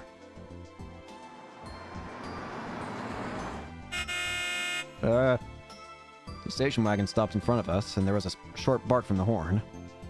Associate Professor Izaki came out from the driver's side. While I was eating with Dr. Luskinen and Maho, he called me about something else. When I told him I was having dinner with the two of them, he'd offered to drive us home. Dr. Luskinen had tried to refuse, but Izaki had insisted so much they had no choice but to accept. He had a pretty nice car for an associate professor. This was the cause of a lot of speculation around the college. Some people said his family was rich, and others said he had a wife of some CEO as a patron. He'd once quietly told me the truth, that he was single and spent all of his money on his car, but who even knew if that was true? Damn. Izaki was acting like he was a professional chauffeur, opening the rear door and escorting Dr. Luskinen and Maho. Dr. Luskinen thanked him and got inside. Maho went around to the back to load up her luggage. Not bad, Okabe. Looks like you've won over Dr. Leskinen. He grinned and poked me with his elbow. You better not lose this connection, you know, for your future's sake. Right. He was a hard guy to hate, but for an associate professor, he seemed kind of shallow. It was one of the unfortunate things about him. He waved to me and opened the driver's side door. What was that sound? About the same time I heard the strange sound. A hole appeared in the window on the front passenger side. What's going on? What's going on? Izaki screamed and fell back on his butt. The rear window exploded. What happened? What the heck's going on? I panicked. Was this some kind of supernatural phenomenon? I was too confused to move. And in the corner of my vision, I saw someone. A man I didn't know appeared out of the shadow of one of the pillars. He was holding something strange in his hand. It was kind of like a handgun. It was tiny, with a short barrel, and kind of flat. I couldn't see any kind of silencer. Who's that? I remembered him from somewhere. I felt like we'd met before. Where? I thought, but nothing came to me immediately. The man was standing there, mumbling something to himself. Woe to the world because of the things that cause people to stumble. Such things must come, but woe to the person to whom they come. If your hand or your foot causes you to stumble, cut it off and throw it away. It is better for you to enter life maimed or crippled than to have 2 hands and 2 feet and be thrown into eternal fire. And if your eye causes you to stumble, gouge it out and throw it away. It is better for you to enter life with 1 eye than to have 2 eyes and be thrown into the valley of Hinnon. What's going on? The name of a valley in eastern Israel, on the south side of the old city district of Jerusalem. The valley was once where impure garbage and executed prisoners were disposed of, and was always filled with fires, black smokes, and a horrible stench. It was also where human sacrifices were offered to Moloch, and so was feared and avoided by the people. The side of this valley, constantly burning with unholy fires, became linked in people's minds with the idea of hell. Later, Gehenna would become a symbol of hell. The Hebrew word for Gehinnom, which became the Greek Gehenna, and later became the English Gehenna. This is also why the flames that burn in hell are sometimes known as the flames of Gehenna. There was an aura of intensity and madness about the man as he pointed his gun at us again. The souls God granted dwell within us, the children of God. They will never dwell within silicon. Izaki stood up, turned around, and fled in terror like a startled rabbit. That sound again. It was so soft and light. I couldn't even imagine that it was a gunshot. But this time, the car's window didn't break. And it didn't blow a hole in me either. It missed? Was he too focused on Izaki? But you won't be that lucky again. Move!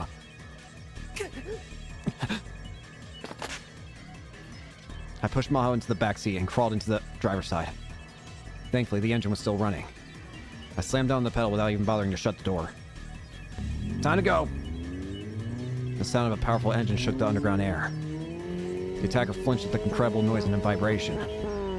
But the car didn't move forward. It didn't move an inch. Shift! You put in drive! Dr. Lesson and Mao were keeping their heads low in the back seat and shouting loud enough to be heard over the engine. I took my foot off the accelerator. I glanced over the gear shift. It was stuck next to the N. What am I supposed to do? Do you have a license? No! What? And then, through the windshield, I saw the attacker ready his gun again. He was aiming at me. The look in his eyes told me he was ready to kill without hesitation. The soul will not dwell within silicon. Crap! Cracks like a spiderweb appeared in the windshield. Something went past the side of my head. I felt a sharp pain, and at the same time a ringing in my ears. And all the other sounds faded away and started to disappear. I felt myself passing out. And then Maho jumped over the seat and slid into the passenger side. Close the door, now! My mind was pulled back to reality. I slammed the door shut just as he told me. Maho shifted from neutral to drive and leaned over on top of me to grab the wheel. Floor it! I slammed the accelerator so hard that for a moment the wheels were almost spinning in place. Then the car leapt forward. The attacker was getting closer. We were going to hit him. I was about to take my foot off the accelerator when... Leave it! Mao shouted. I gritted my teeth and did as she said. But there was no impact. Evidently, the attacker had leapt away at the last second to avoid being crushed. There was no time to confirm it as the car raced through the parking garage. We were going too fast, and since Ma was controlling the car from the passenger seat, she couldn't keep it going in a straight line.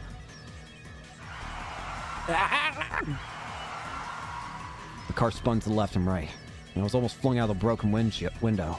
I grabbed onto the edge of the seat as hard as I could. We headed for the exit, slamming into walls and pillars as we went. Who is that guy? No idea. Right, go right! I could see an exit sign right in front of us. Can't turn fast enough! I pressed the brake and put my hand on top of Maho's, turning the wheel to the right. That was the wrong thing to do. The rear tire slipped. The car spun in a circle.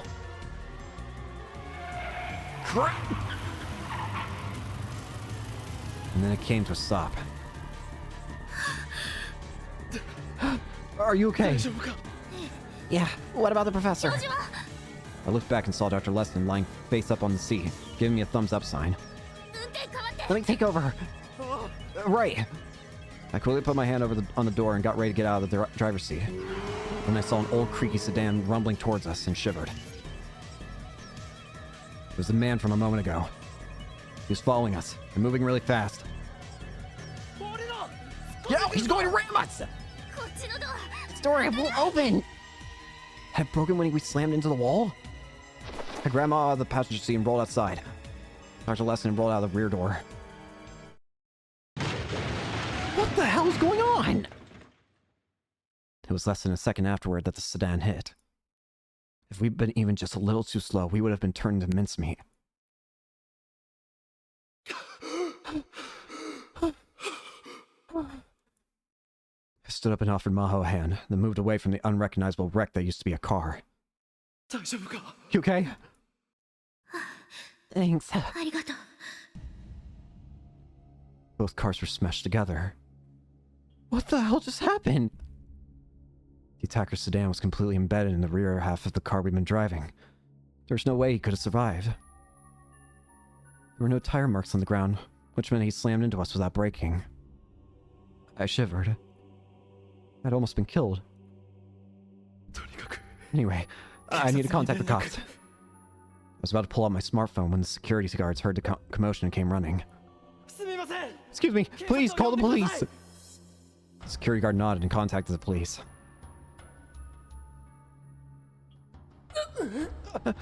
Ow! It hurts. I could feel a pulsing ache on the side of my head. A shot from the gun had grazed me. I hadn't felt that pain at all while I was driving. I fearfully reached up to touch it and felt blood flowing from my temple down my face. I gulped when I saw my fingertips had turned bright red. I almost saw Mayuri when she was shot in the head.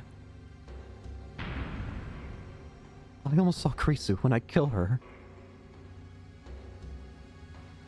The images felt like they were about to come flashing back to me, and I struggled to stay standing. You're covered in blood. Did you get hit? Ma went pale. Is this a bad place to get hit? There's something called the superficial temporal artery there. Let me see it. I'm going to touch you a little. Dr. Leskinen looked at the wound. When he touched me, I felt more pain, but I gritted my teeth to endure it. It's okay. You're not that badly hurt. I'm glad. I'll use this. Thanks. I put the handkerchief he offered to me up to my temple. What the hell just happened? That guy was insane. The guy attacked us. He was the one at the seminar. セミナーにいた人だわ。 What do you mean? He was? 本当か？ Really? 覚えてない？ You don't remember? あな That た was the が guy 意 you 議を yelled 出した at. 相手よ。 Oh. That's right. It sounded like he was insulting Karisu, so I shouted objection at him. That was the guy. Was this his way of getting back at me? Not a chance. It gotta be... 神の与えし魂とは The souls God granted 神 dwell の子で within ある us. 我々にこそ The 宿 children る。 of God. 決して They will never dwell シ within リコンの海 silicon. は宿ら Huh? 何？ What's that? 銃を撃つ He 前に was saying that before he fired the 言って gun. たんだ。アマデウス Was he talking about か Marius? しら。 He could have. You're right. He could have been talking about Marius. It would fit. Souls inside silicon. Souls in machines. さ I don't know. I could faintly hear police car sirens in the distance. The hotel security guards and staff were starting to gather. なあ Hey, この how 状 to 況 explain this? ありのまま言うし You か tell な him いわ。 exactly what happened. I mean, we don't exactly know 私たちだ either. って何が何だか。 And then Maho's eyes went wide. She, Dr. Leskin, and the crowd were all staring at a single point.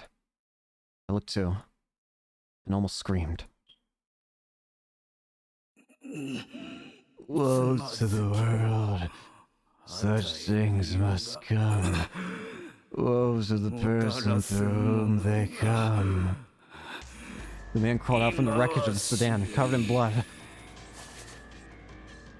And then he staggered to his feet. He looked like a zombie. All his limbs except the one holding the gun were pointed off in possible directions. I could see what looked like bones sticking out of them. His stomach was torn open, and each time he crawled forward I could see major organs covered in blood falling out of the hole. What? But he moved towards us as if he felt no pain at all. It was such an awful sight that no one could speak. The man steadily aimed the gun towards Dr. Leskin, and he must have been on the verge of death, because his arm was filling around too much to aim. But Dr. Leskin's expression was pure terror, and he seemed unable to move. As to me. So. Whoa. We have to run! A shot rang out. Fresh blood flew out of the man's head, and his body was blown away as if he'd been hit by a truck. He fell to the ground, still clutching his gun. He tried to crawl forward anyway, but soon twitched and stopped moving.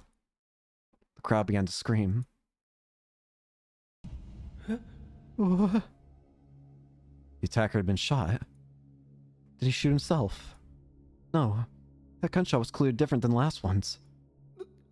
Who's there? Who just fired?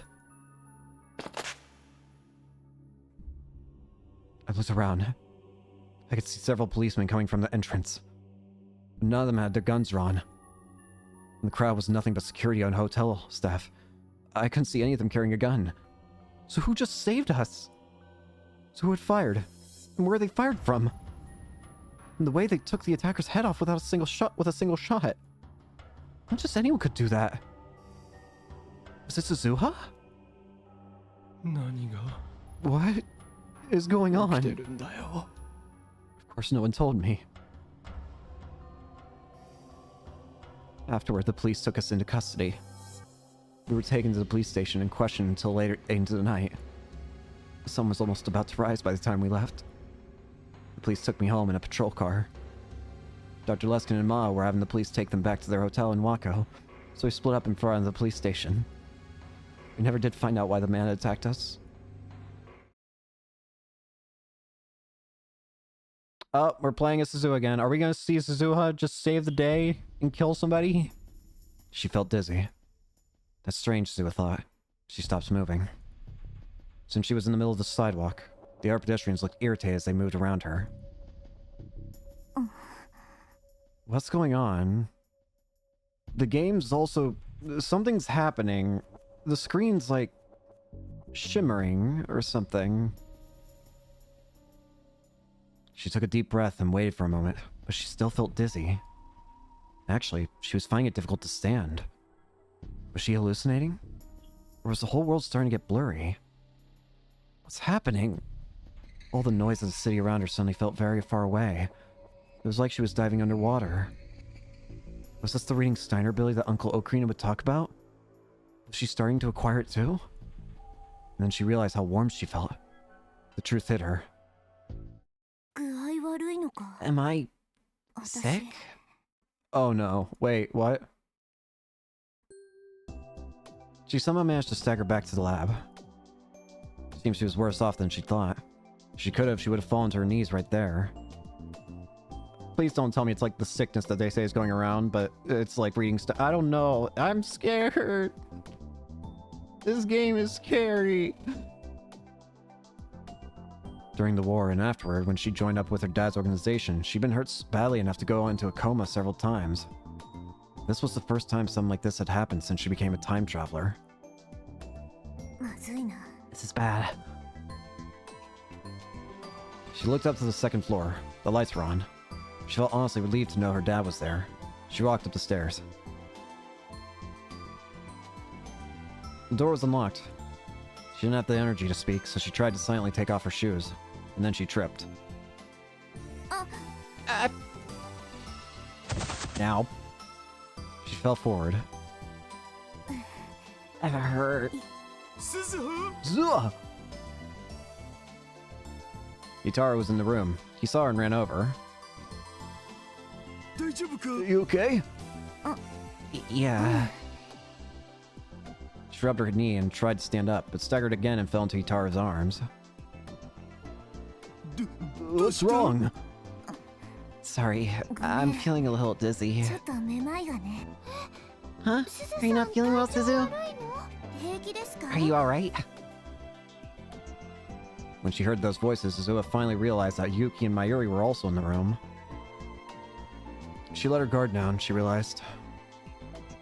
Yuki seemed unconcerned by Suzuha's obvious uneasiness, and she had walked over with a serious expression on her face. 鈴葉さん Suzuha, おで let こ me を see your 貸してく forehead. ださい Yuki brushed her bangs aside and put her own forehead up against Suzuha's. Suzuha's heart started pounding. She had distant memories of her mother doing this before. ひどい熱 She got terrible 大変 fever. だわ What?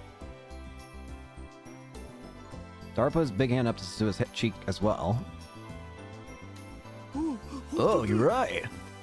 風邪か You have a cold?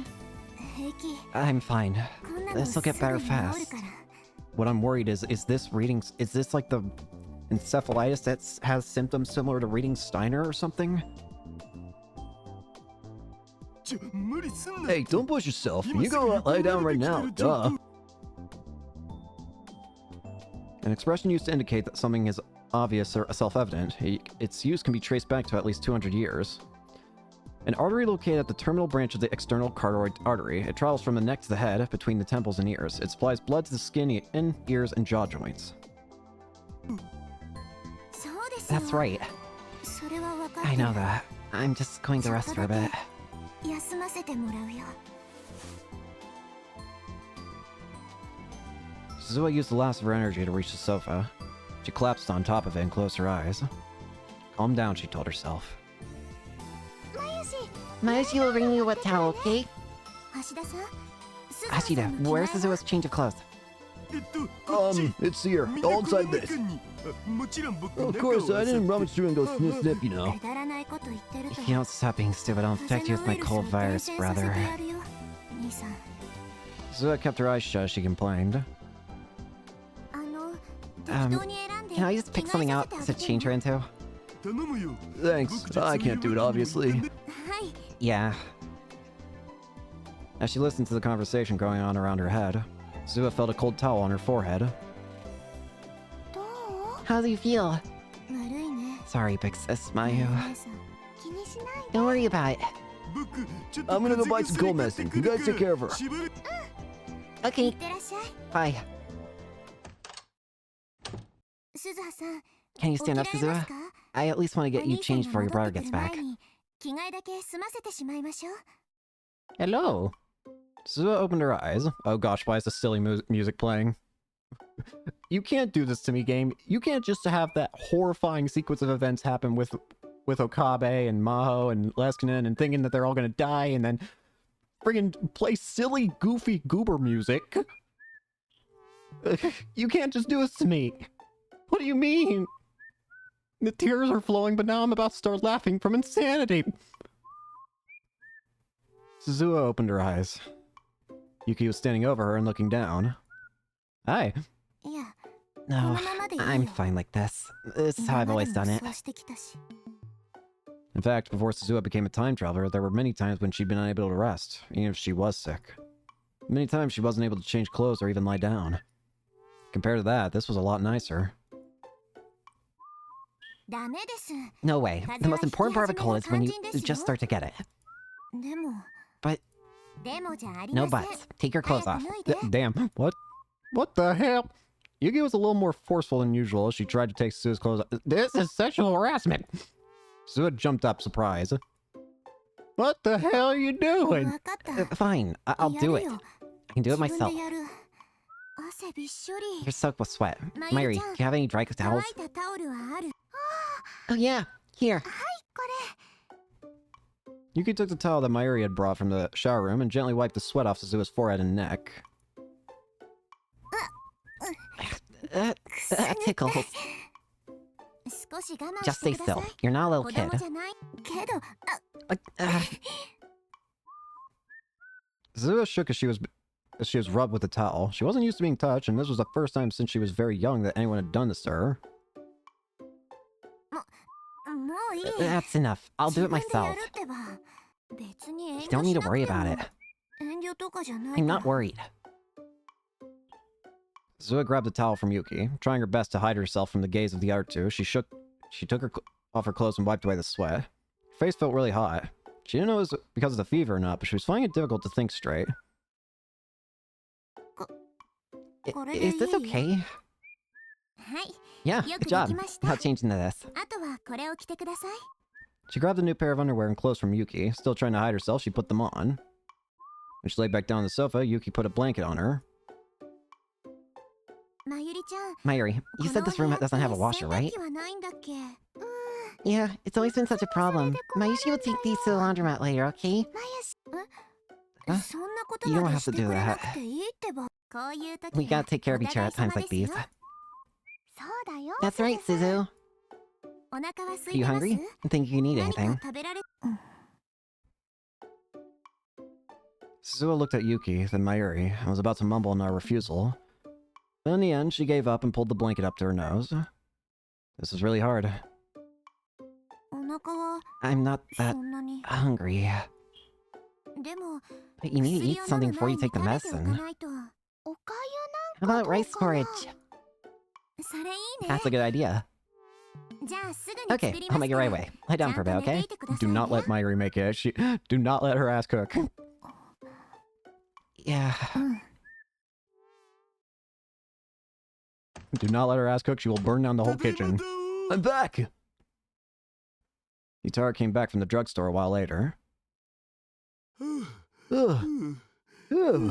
I'm so tired. He was really out of breath. He must have gone running there and back. You're only exhausted because you never exercised, she thought to herself. But for some reason, the sight of her exhausted father made her happy. And she quickly shook her head. ご苦労様。 Thanks, Daru. I'm about to make rice これ porridge. からそれを食べたら Once she has that, 薬 give her を the 飲ませてあ medicine. げてください。 Okie dokie! Utara walked over to Suzuha as he answered. How are you feeling? Daru! よくない。 Not so good. I guess all that stress caught up with you.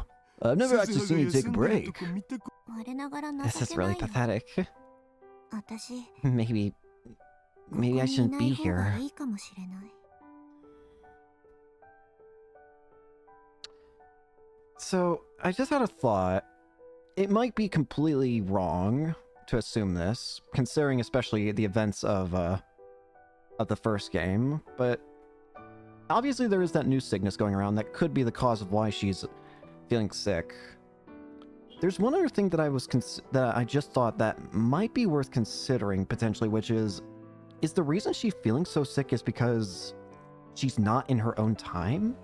Again, no, actually no, I don't think that's the case, because it wouldn't make sense for the past game. Nah, never mind. It's probably just due to the new sickness of the encephalitis with the effects of reading Steiner. That being said, that on its own is really bad, because it disconnects people from causality. It causes them to remember other timelines. It changes memories.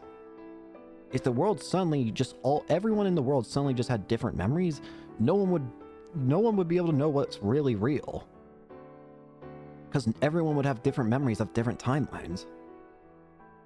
Nothing would be true to them. It would just cause chaos. What? I've been getting lazy. You hear, Dad, and Big Sis Mai was here, and Big Sis Rumi. And then at some point, even Mom showed up. Because of that, sometimes I feel like I'm going to forget my mission. It starts to feel like this happy time is going to continue forever. And I find myself thinking that maybe there'll never be a war. I start to fantasize about living like a normal girl. And what's wrong with that? Yeah. When Dara spoke, his face was actually serious for once. And he was looking straight into Zua's eyes. I was gonna say, there's nothing wrong with wanting to just have that normal life, considering the hell you've been through. Who wouldn't want the normal life? It was the face of the father she knew so well, the man who was always there for her. So you're gonna leave this place, and where are you gonna go? Well, inside the time machine or something. You know you can't stay in there, right?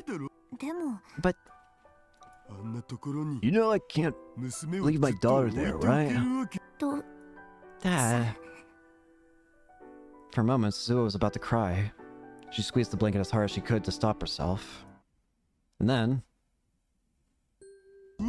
Whoops, I accidentally gave a serious response.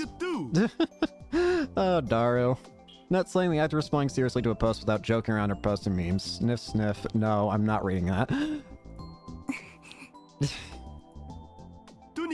Anyway, might be around cute girls. I look forward to going sniff stuff when you're not looking. I especially like girls who are all sick and sweaty. Gosh dang it, Dario. Stop it. I feel like, though strangely at this time, I feel like he's just doing it to get her to feel any emotion that's not bad. At least anger gets her to stop worrying about her other things. So you all get better soon, or you don't want me panning over you.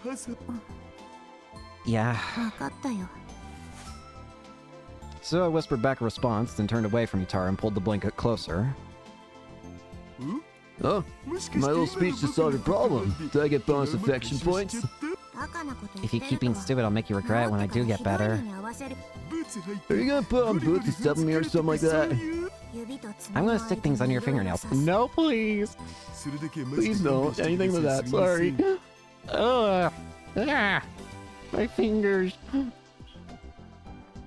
She could smell the pleasant scent of Mayuri and Yuki's cooking from the kitchen. Listen, Sua, would you tell me what it is you're looking for every day? I might be able to help with it. Later. I'll tell you once we're alone.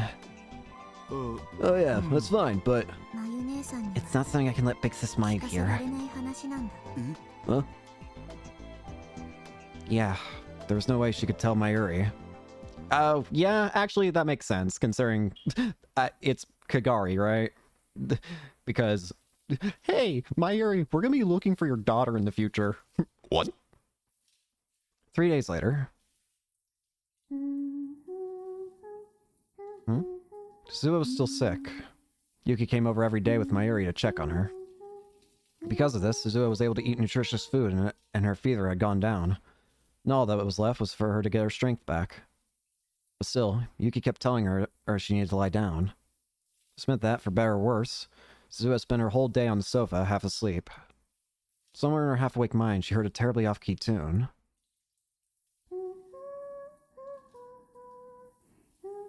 Since she also heard the sound of falling water, it was probably coming from the shower room. What song is this? Do you know, Mother? Sua had heard it when she was very young. Her mother had been singing it, just like she was now. What exactly the song was about? She just couldn't remember. もう起きなきゃ I need to get up. い I つま can't で stay も asleep 寝てられな forever. い But even when she tried to open her eyes, they just wouldn't move. Her body must have needed more rest. Maybe Yuki was right and she needed to lie down some more.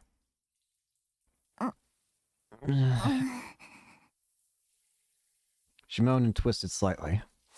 When she did, the blanket fell to the floor. She didn't feel like she had the energy to pick it up.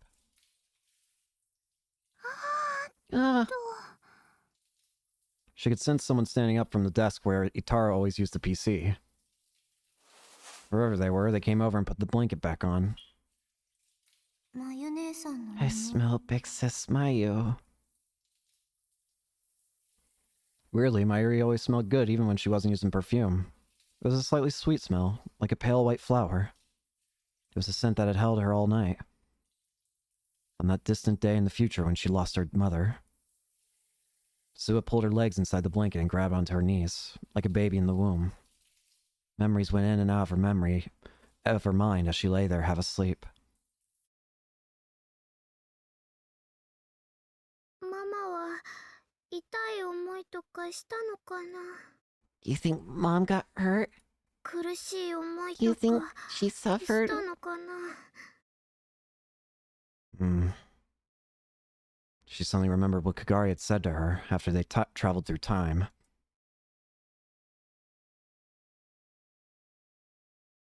"2036. The day when she'd left. At the last second, Mayuri looked at Suzuha and Kagari inside the time machine. And smiled. It was just like the gentle smile on Suzuha's mother's face when she died protecting her daughter.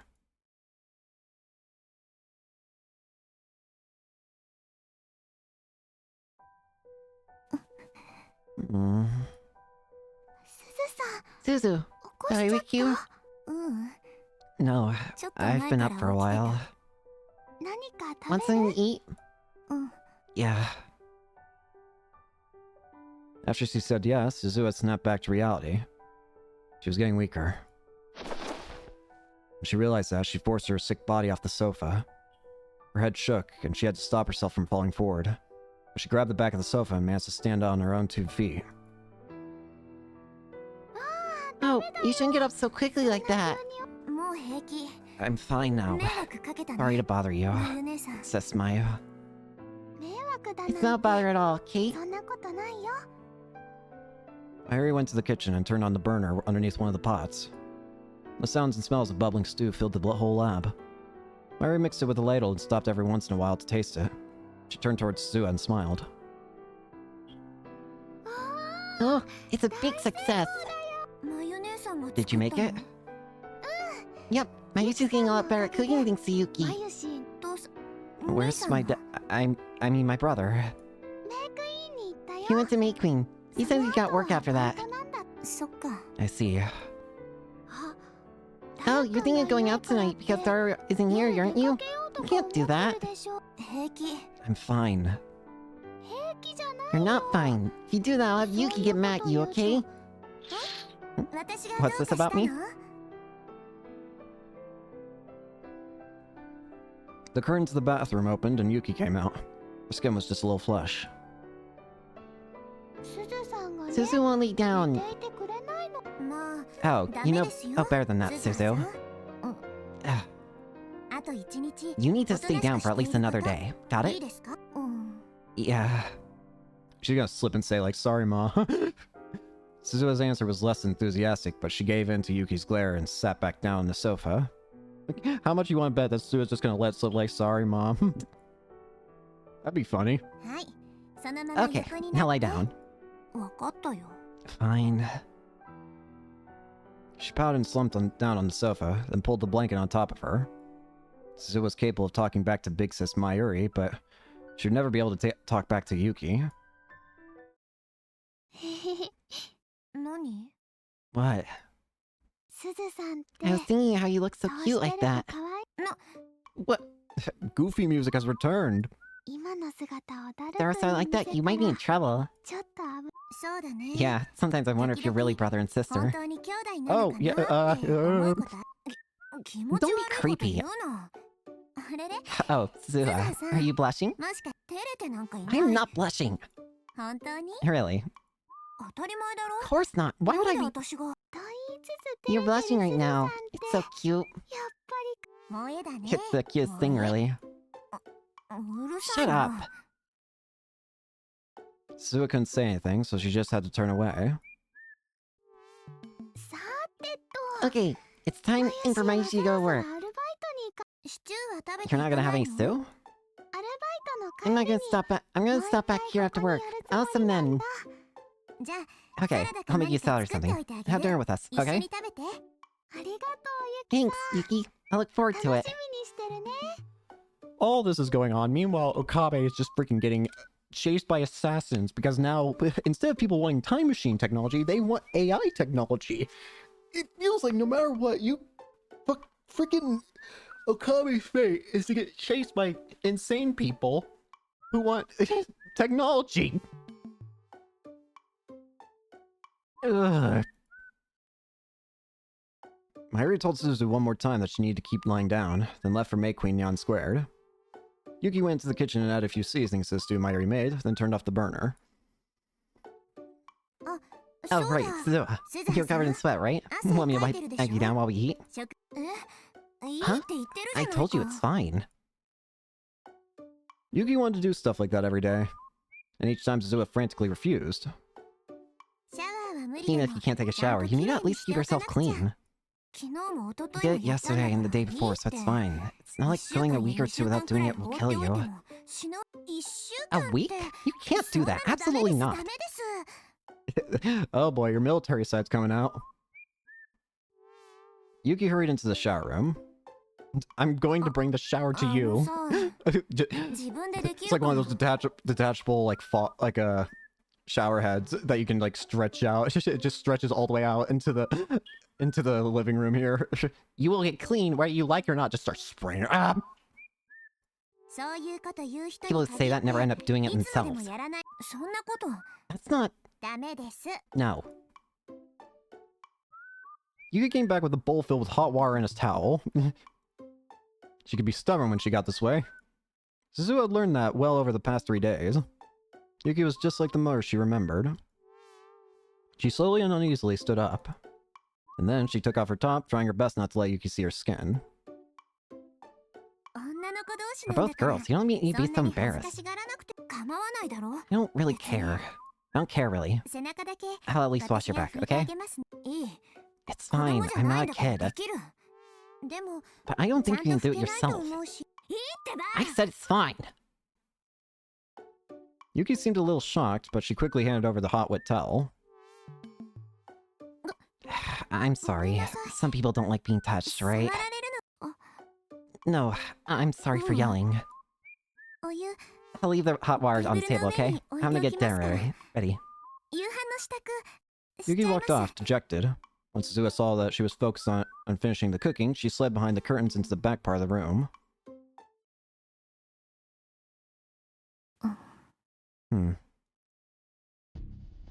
She used the towel and wash bowl to wipe herself down. She couldn't let Yuki see her body. There were scars both old and new all over her, and burn marks that might never heal. Oh, I wouldn't even have thought about that, but you're right.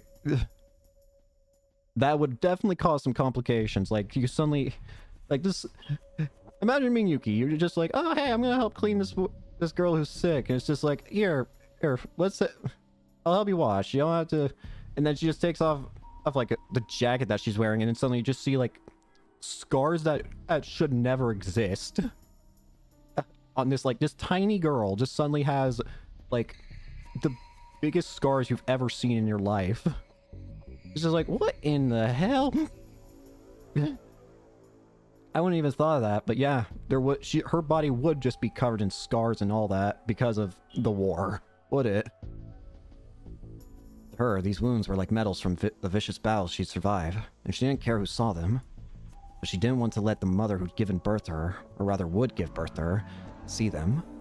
Especially not the dozens of pale white marks around her breast. Do I? No, I don't want to know what that means, actually. Scratch that. Just don't say anything more on that. I don't want to know. She still remembered that nightmarish day. The bullets which had killed her mom had lost their power as they passed through her organs, but still managed to dig into Suzuha's skin. And when they did, they were covered in her mother's blood and flesh.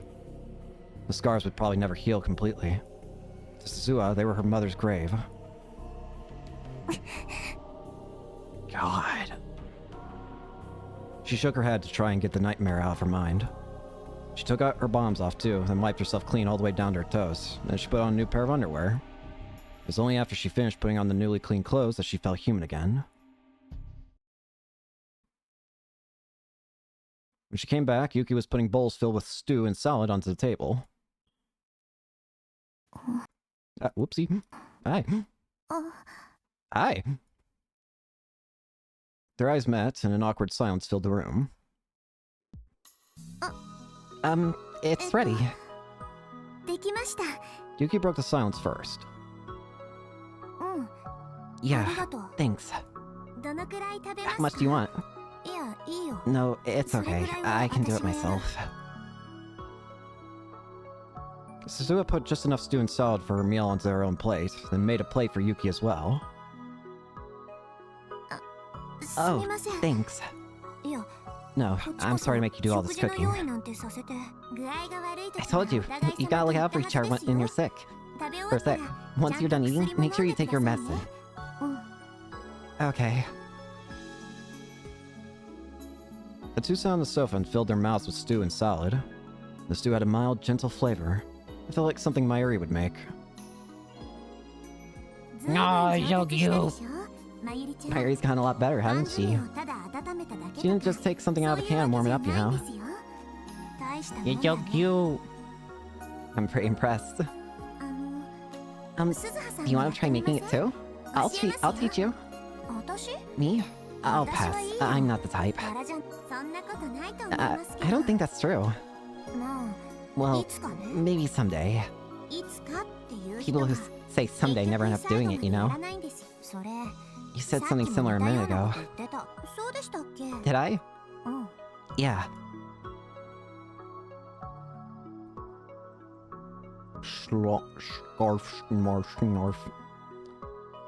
And then the conversation ceased for a time. Suzuha slurped down her stew. She had terrible manners and tried to come up with something to talk about. This time it was Suzuha's turn to break the silence. After what she just remembered, she couldn't bear to be silent around Yuki. That song you were singing, what is that? Song?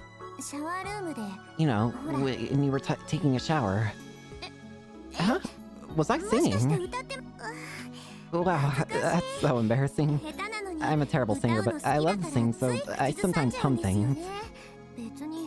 I don't know if it matters whether you're any good or not. I just can't remember what song it was. Neither can I, actually. Huh? I just remember the parts that were really memorable. I think it's from an educational show that was on when I was a kid or something.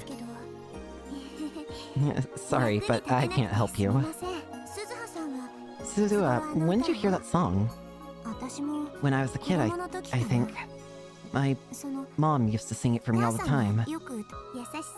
Your mom seems like a really nice person. They sure shit are. Yeah. The conversation flowed so naturally that she didn't think about how she responded. Huh? A second later, she realized what she'd said, and then she stared at her mother.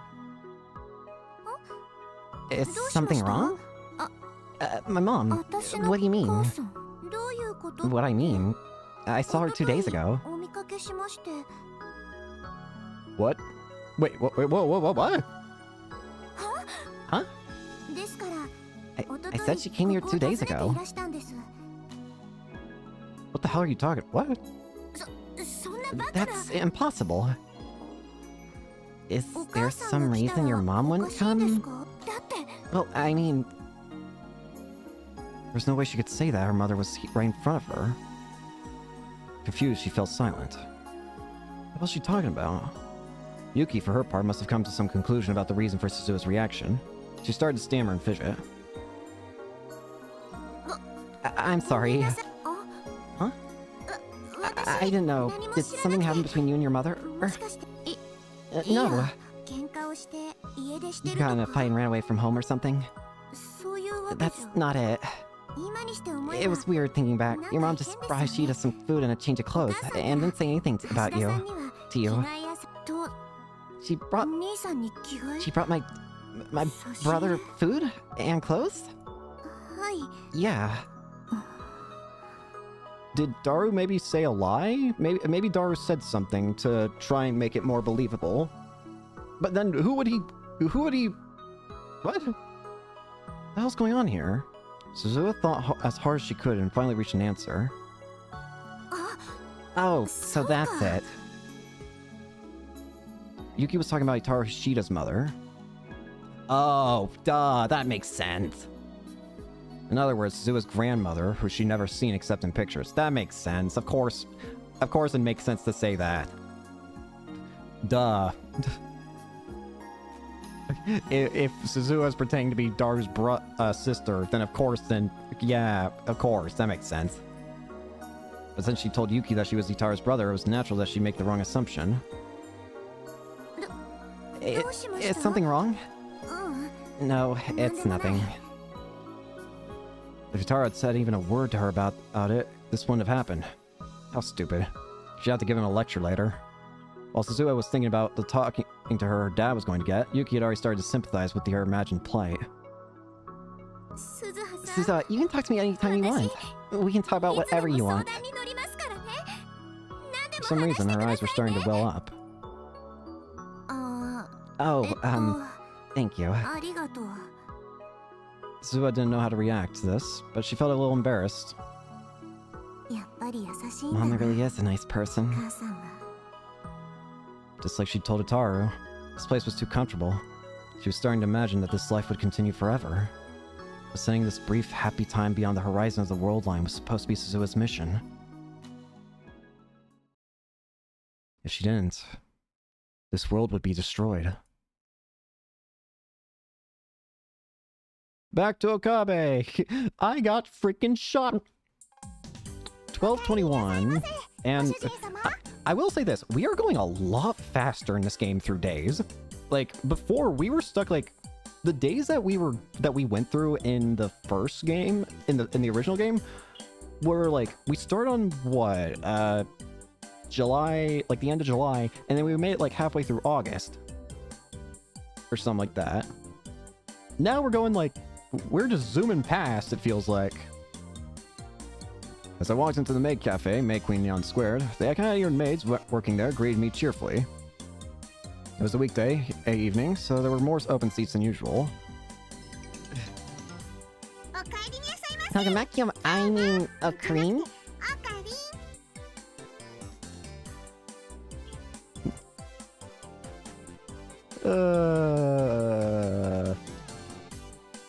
Fear.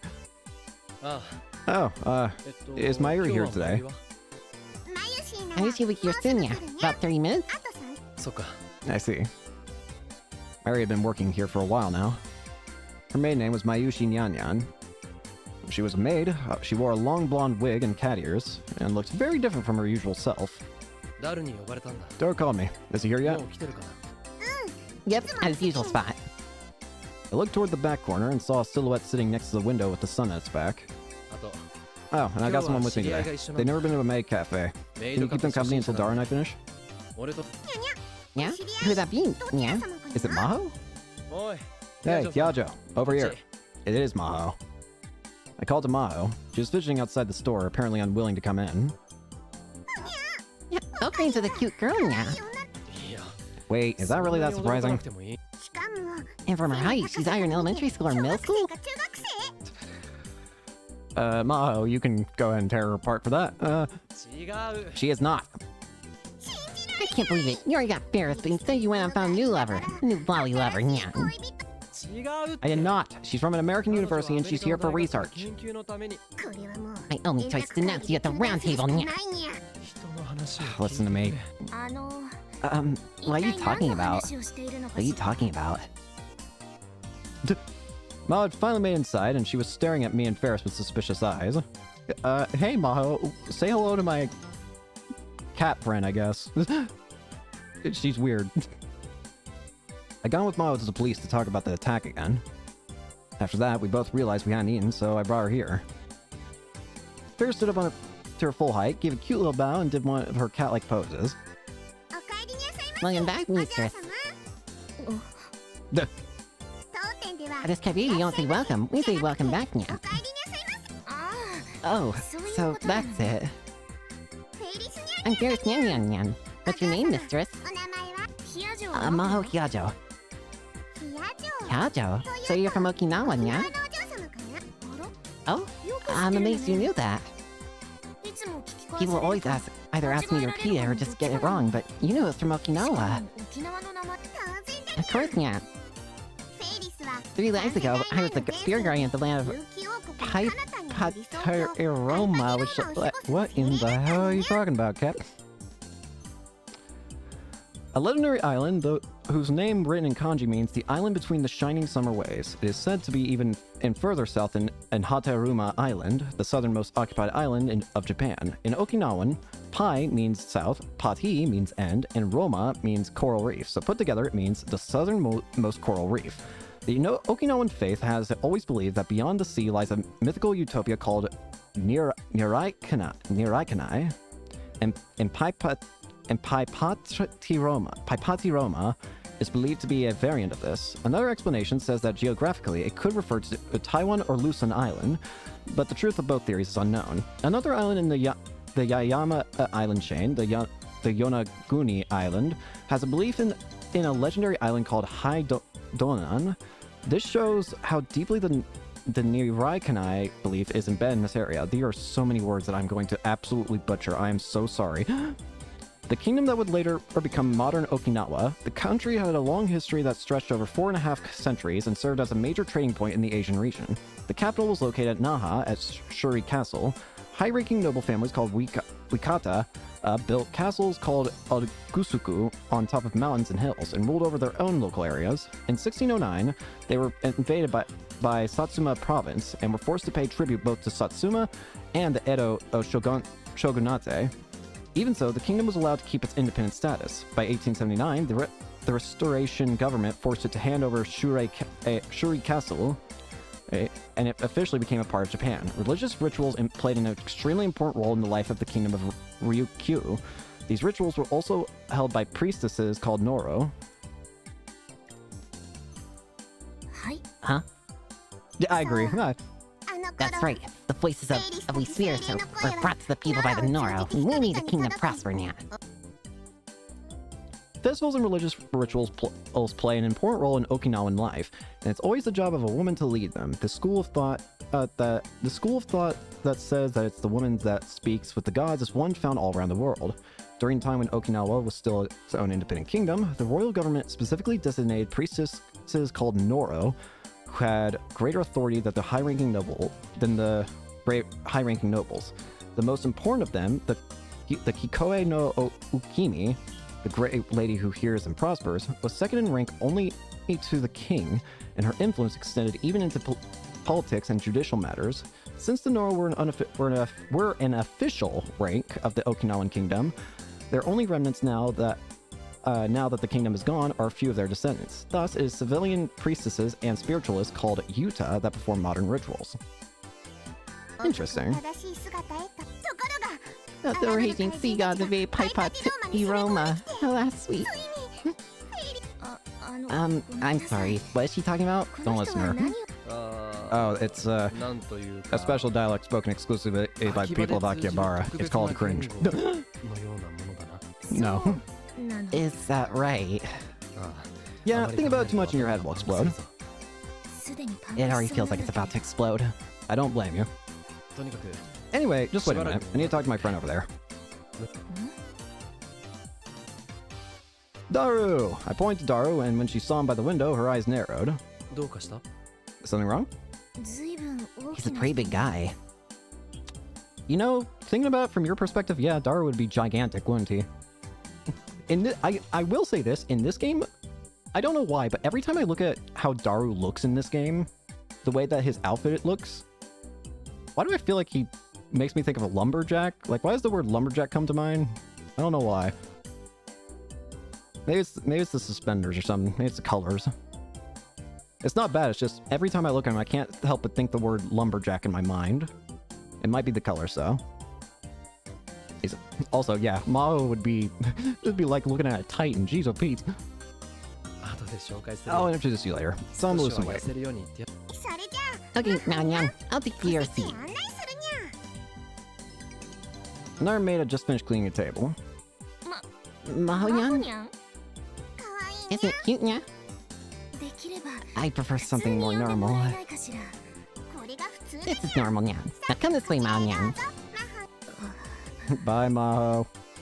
Maho remained dead silent as she was led to her seat to a seat near where Dar was sitting. I head to Dar's table, too. I sat across from him and ordered some coffee from a nearby maid. Daru looks ready to kill me. Daru? I'm disappointing you, Ocarine. Noise must explode. Daru, now's not the time.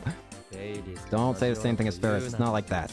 What do you mean it's not like that? She's a legal lolly. What? Daru, window. And Ollie's really cute. I love how she seems so unrefined, Ocarine. Sure. Don't tell her that. She's scary when she's mad. I glanced over at Mao, who was now staring at the menu and trying her best to keep up with Ferris. I told you about her on the phone, right? She was with me when I was attacked. She's Dr. Leskinen's assistant. That stuff doesn't matter. The issue here is that you don't get to go around with cute girls and I don't. Go do it. Go on a date or something. Was that sarcasm? Wow, you really are a jerk, Ocarine. Daru, do we need to talk about the fact that you literally already, well, will have a wife? Do we need to bring that up? It wasn't. Why not try asking out Yuki? Wait, you're not telling me you haven't even approached her yet? It's fine. I plan to become a wizard. Well, say goodbye to freaking Suzuha then. There's an urban legend that if a man is still a virgin past the age of 30, he becomes a wizard. It's also said that further training it can make him into a fairy. What does that mean? Hey, that's not a good idea. Suzuha will never be born. I don't have a good comeback for that. You like Yuki, right? Sure, she's pretty and her size and the girl and neck make that. Wait, Robert. I'm not pervert, I'm a perverted gentleman. You don't care who you are. I'm talking about romance here. Dar leaned over the table and sipped his iced tea through a straw. I don't really understand that stuff. Jeez, what are you, a little kid? Is that today's you don't get to talk thread? Damn it, Daru. We stared at one another. He was right. When it came to romance, I didn't really have the right to talk either. Well, whatever. This is what I wanted to talk to you about. True. Get to it. Yeah, you see, there are two things I want to discuss. Here, Daru stopped and casually looked around.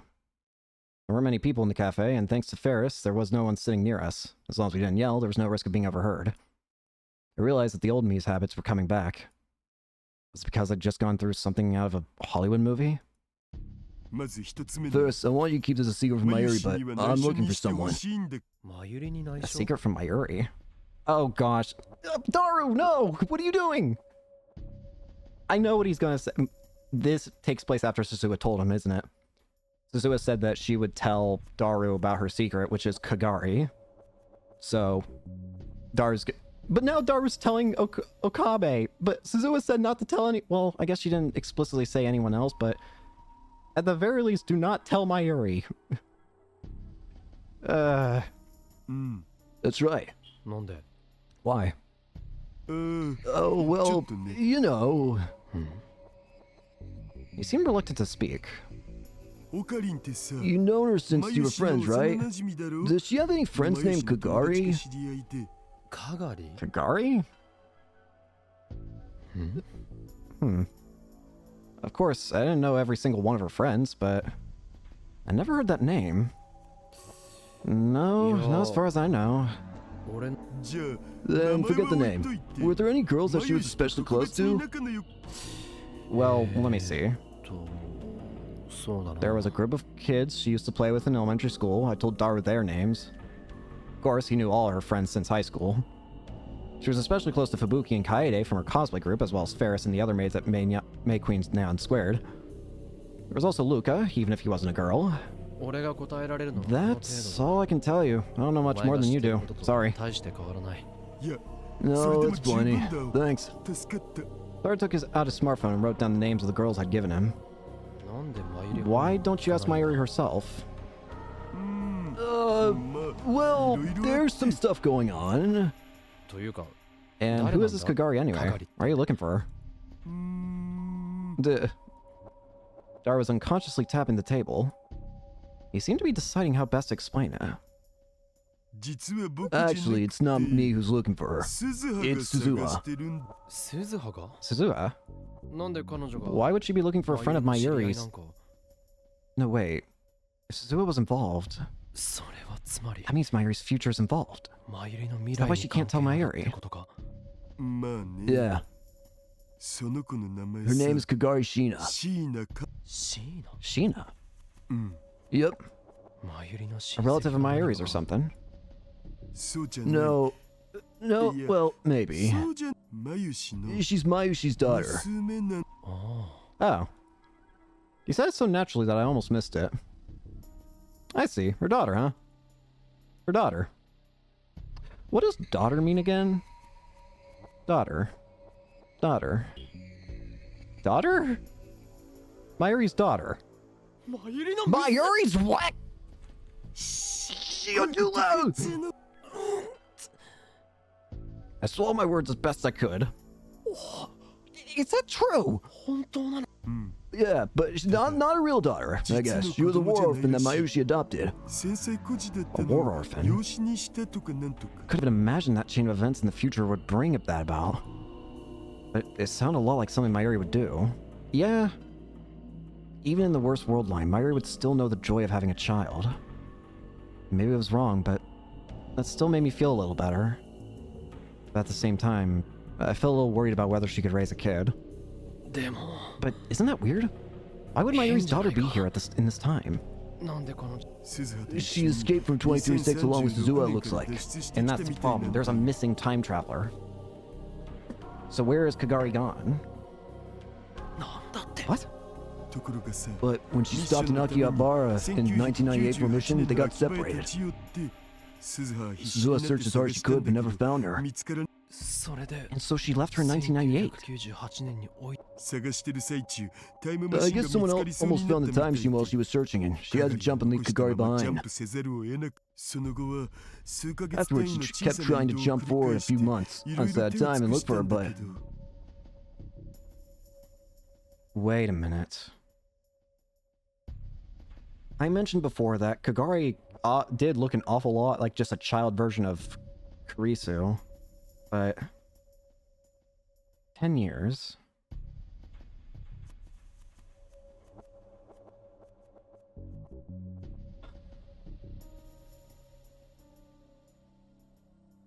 Is there any possibility that Kagari is Kurisu? I don't know. I do think it's weird how Kurisu and Kagari look so similar in many aspects, like the hair and face. But could it really be that they're the same person? There's the one thing that becomes a problem then, though, is memory. Because let's assume for the sake of the argument that sure, it's true, Kagari and Kurisu are the same person. But wouldn't Kurisu remember? Unless, well, there's one other thing, I guess, to think about, which is something that happened in the Alpha World line. It was technically because of an error with the time machine that it happened, but in the Alpha World line, during our first, one of the first big ending choices, we had to, dealing with Suzuha, where she used her old time machine. She went back in time, but she forgot everything and just lived a normal life and only remembered during the last year of her life. Is there any potential way that could have happened to Kagari? Is there any potential way where Kagari could have just, forgotten anything? The problem is, what would cause that? Because... Wait, there might... Wait a minute, there might be. There might be one way I can think of. It's a bit of a stretch, but the one thing this game has mentioned so far that I do think is going to become important is the encephalitis thing. The thing that has, like, symptoms that are like reading Steiner. Where it causes people to have different memories or whatever. If it existed back then, if it's possible for it to have existed back then or for her to have had it, is it technically possible for her to have, like, forgotten everything as, I don't know. I feel like I'm getting too lost in the sauce here. I need to stop and just continue forward, because again, I'm getting too lost in the sauce at this point.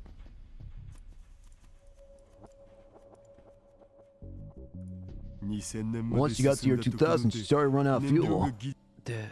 And so she jumped to 2010 to fulfill her real mission. I finished the sentence and Daru nodded. But even after coming here, she's still looking. So, do you know what? Do you think you could ask Miss Mayu without letting her know what's up? Me? Whether someone around her age came to see her about 10 years ago, or something like that.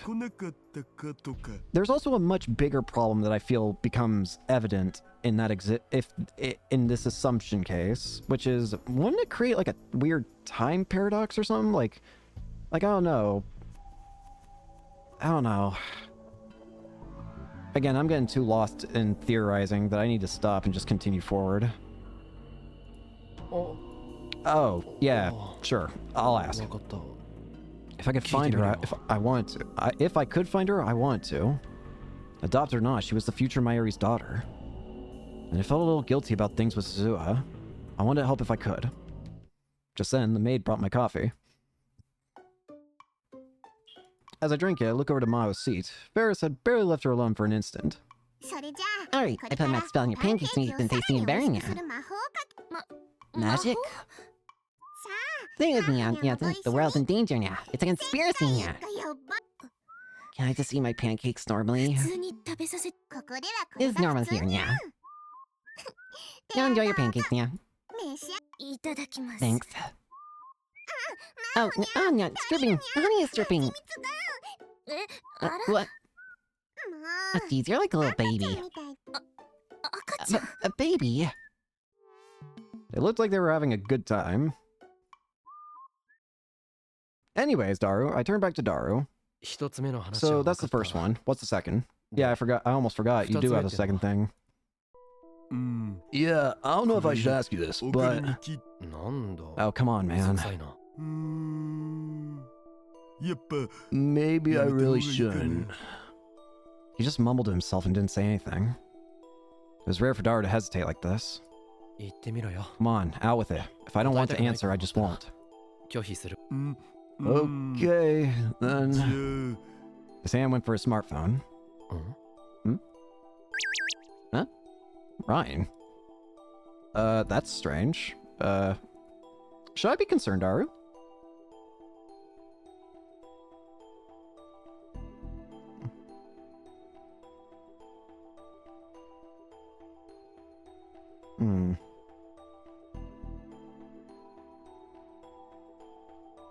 This is about my secret job, so let's use this. Huh? It's a secret job of yours. Daru cut me off and pointed at my phone. I guess he wanted me to use it. Was this something even more secret than what we just talked about? Secret job? You mean hacking? Yeah, basically. It's not all legal stuff, though. I make online systems for manufacturers and banks, build and admin servers, and boring things like that. Oh, and I do virus analysis and security software. There's data recovery, oh, and making new encryption tech, too. Seriously?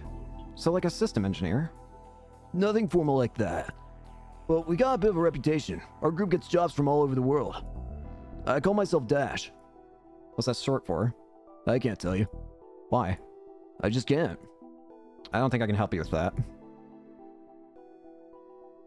You're close to Makise Kurisu, right?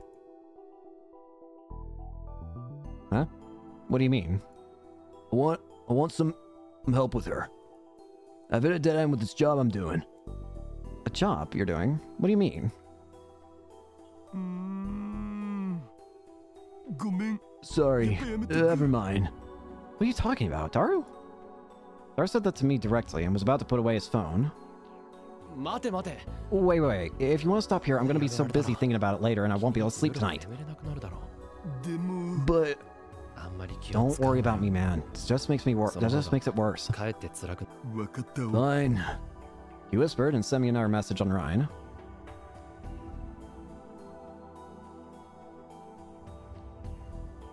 Someone bought Brian a laptop and a portable hard drive to us a while back. Both of them have really strong full disk encryption on them and can't be booted without password.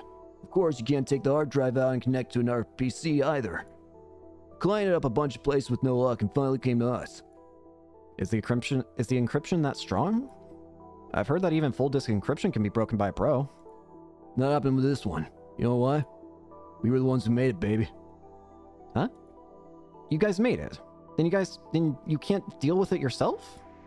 I'm a believer that encryption needs to be a poison without an antidote. There's no point. So you don't know how to break the code, even though you made it. Exactly. Naru, what the hell? If we can break it, then our hackers who are just as good as us can break it too, right? And that's no good, huh? I see. And don't call me a super hacker. I didn't. But what's this got to do with Karisu? The laptop and hard drive belong to Karisu Makise. What? What? How do you know this? So, Karisu's belongings. I wanted to ask Dar directly, but stopped myself. Something seemed weird about the client, so I hit up the PC manufacturer's user registration database. How I did that is a secret, by the way. And I found that it was registered under her name. Same address, too. It's definitely her. Who brought the computer? Why would they have Karisu's computer? Sorry, rules say that I can't tell you that. Were they Russian? Huh? No. Why Russia? Nakabachi? No, if it's not, then fine. So, what do you want me to do? I want him, man. You know any words that Karisu might use for a password? I can't brute force the password, so I have to do it the hard way. Oh god, I can see what we're about to do. We're about to ask Karisu herself, or rather her AI, the password, aren't we? I've tried her birthday, graduation dates and stuff, address and phone too. Not that I can imagine her picking them for a password. Also, any words commonly used in brain science are frequently used in her papers. I got all that data. Now I'm trying stuff from her private life. I felt like the grave of someone I cared about was being violated. What kind of words did I associate with Karisu's private life anyway? Kuri Gohan and Kamehameha? My fork? Or maybe something to do with her dad? I tried to remember more about Karisu, but when I did, I started to think about her last moments. I quickly shut down that train of thought. Sorry, can you give me a little time? I can't come up with anything that quickly. Yeah, Roger. Just tell me if you remember something. And I'm not forcing you. If you remember and don't want to tell me, that's fine. Yeah. I sighed and gulped down my cold coffee.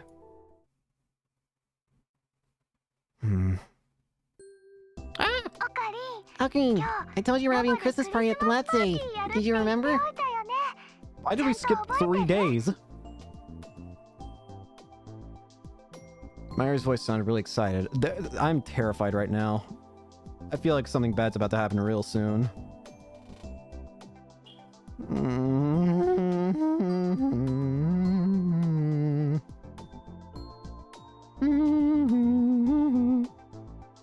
Myra's voice sounded really excited. もちろん Yeah, of course.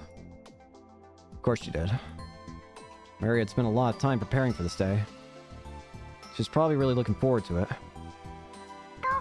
Well, you think you can come?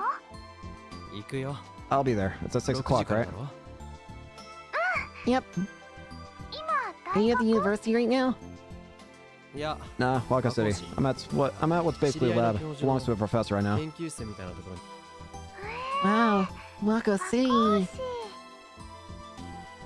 She had no idea where Waka City was, did she? Will you make it? 大丈 They'll 夫 be だ fine. Great. I'll be waiting.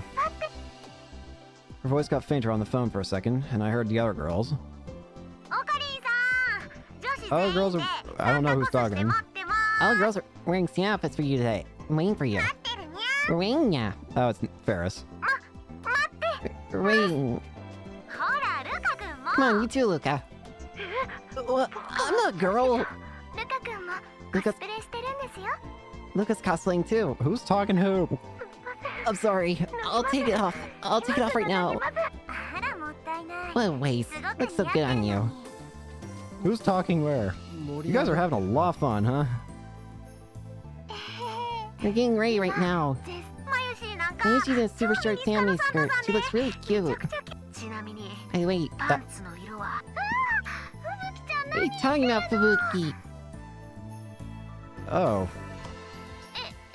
Sorry she's being weird. Anyway, we're waiting, okay? Yeah. Alright, see you later. Sounds like the party had already begun at the lab. With all those girls there, I'm sure they were having a good time. Luca, you're the only guy. Hang in there. I chuckled and put away the phone. Sound like they're having a good time. It was Ma who spoke to me. Actually, only Ma and I were in the room. 今 I'm going to my friend's 日 Christmas 友 party 達とクリス today. マスパーティーをやる予定 Oh, is it that time? It is that time of year, come to think of it. 君は You don't seem like the type to be interested in そう that いうのに stuff. は無頓着そう Not really. Since I came here. Here. I spend all my time in this room, and the only people I see lately are the police. I tried to force a laugh at Maho's joke and looked around the room. It was dead silent. The exact opposite of the noisy lab I'd heard on the other side of the phone, in fact. Nothing had changed since the first time I'd come, which meant that it was still only Maho and Dr. Leskinen that were working here. And the professor had been meeting with different researchers all the time since he'd come to Japan, so he wasn't spending much time in the lab. Does that mean Ma was spending most of her time cooped up in the here alone? Well, that's normal for a scientist, I guess, but... よかったら Did you want to come too? ヒアジョさんも参加するか After what happened, she probably needed a chance to blow off some steam. Me? Don't worry about me. I feel more relaxed when I'm doing my work alone. It means I don't have to deal with other people. そんなもの That's か how it works. Kurisu had said similar things. Kurisu, huh? Anyway, let's get to the point. That's right. I hadn't come all the way to Mao's lab to make small talk. You said you wanted to apologize to Kurisu, right? あ Yeah, And that's why you came to me. あそうだ yes. Why? 一人じゃ It's hard for me to talk to her on my own. 話しづらいんだ So you want me to be a mediator? そういうこと I にな guess so, yeah. You're a weird guy. Mao's reaction surprised me. Was I that weird? 最後に話し The た last time we talked, well, 俺が part of it was because I was freaking out, but I kind of hung up on her. クリスの性格を考 Knowing え Kreese's ると personality, she's mad. I'm sure of 確 it. 実に中途半端に And 繋が since って I'm い still る kind 分 of connected to her, 見 I えな got い this プレッシャ invisible ーで pressure bearing down on me 四 every 六時 minute of 中 every ビクビク day. している身にもなってくれ Dr. Leskin had been trying to help me out, but I would have felt better if he just stripped me of access. Does that really bother you that much? You know Kurisu was told not to contact you, right? そうなんだ Yeah, but 喧嘩別れみたい I な don't want our relationship to end with a fight. なりたくないんだ I never wanted to go through what I experienced in the Alpha World Line again. In that world line, I'd never been able to figure out what she was trying to tell me at the end. Well, whatever. If you want me to talk to her too, I will. So let's get this over with. 助かるよ Thanks. Christmas Eve, so why not say something nice? Oh gosh, why'd the game just save? Anytime that I'm noticing, there is something I have noticed this game does, which is anytime a decision can be made, I've noticed the game immediately autosaves. So something can be done here. Yep, connecting Kurisu. Hi. I can't believe you actually contacted me again. Huh? What's going on? What?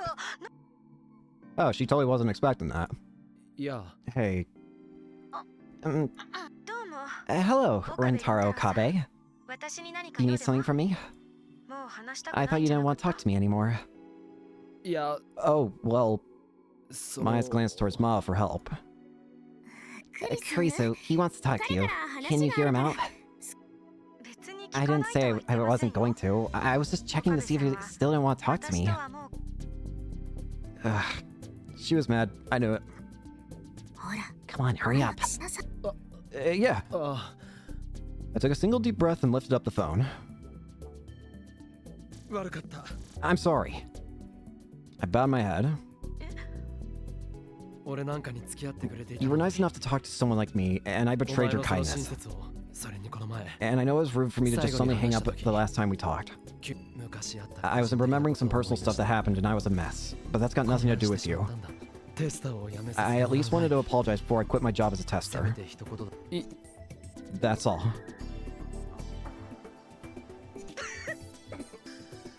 Frisu was chuckling the same way Maho had just now. Are you serious? What? How can you laugh when I'm giving you a real こっちが真 apology? 面目に謝って Because, well, I'm an AI, right? Still, you got this somber look on your face, and you're apologizing so seriously.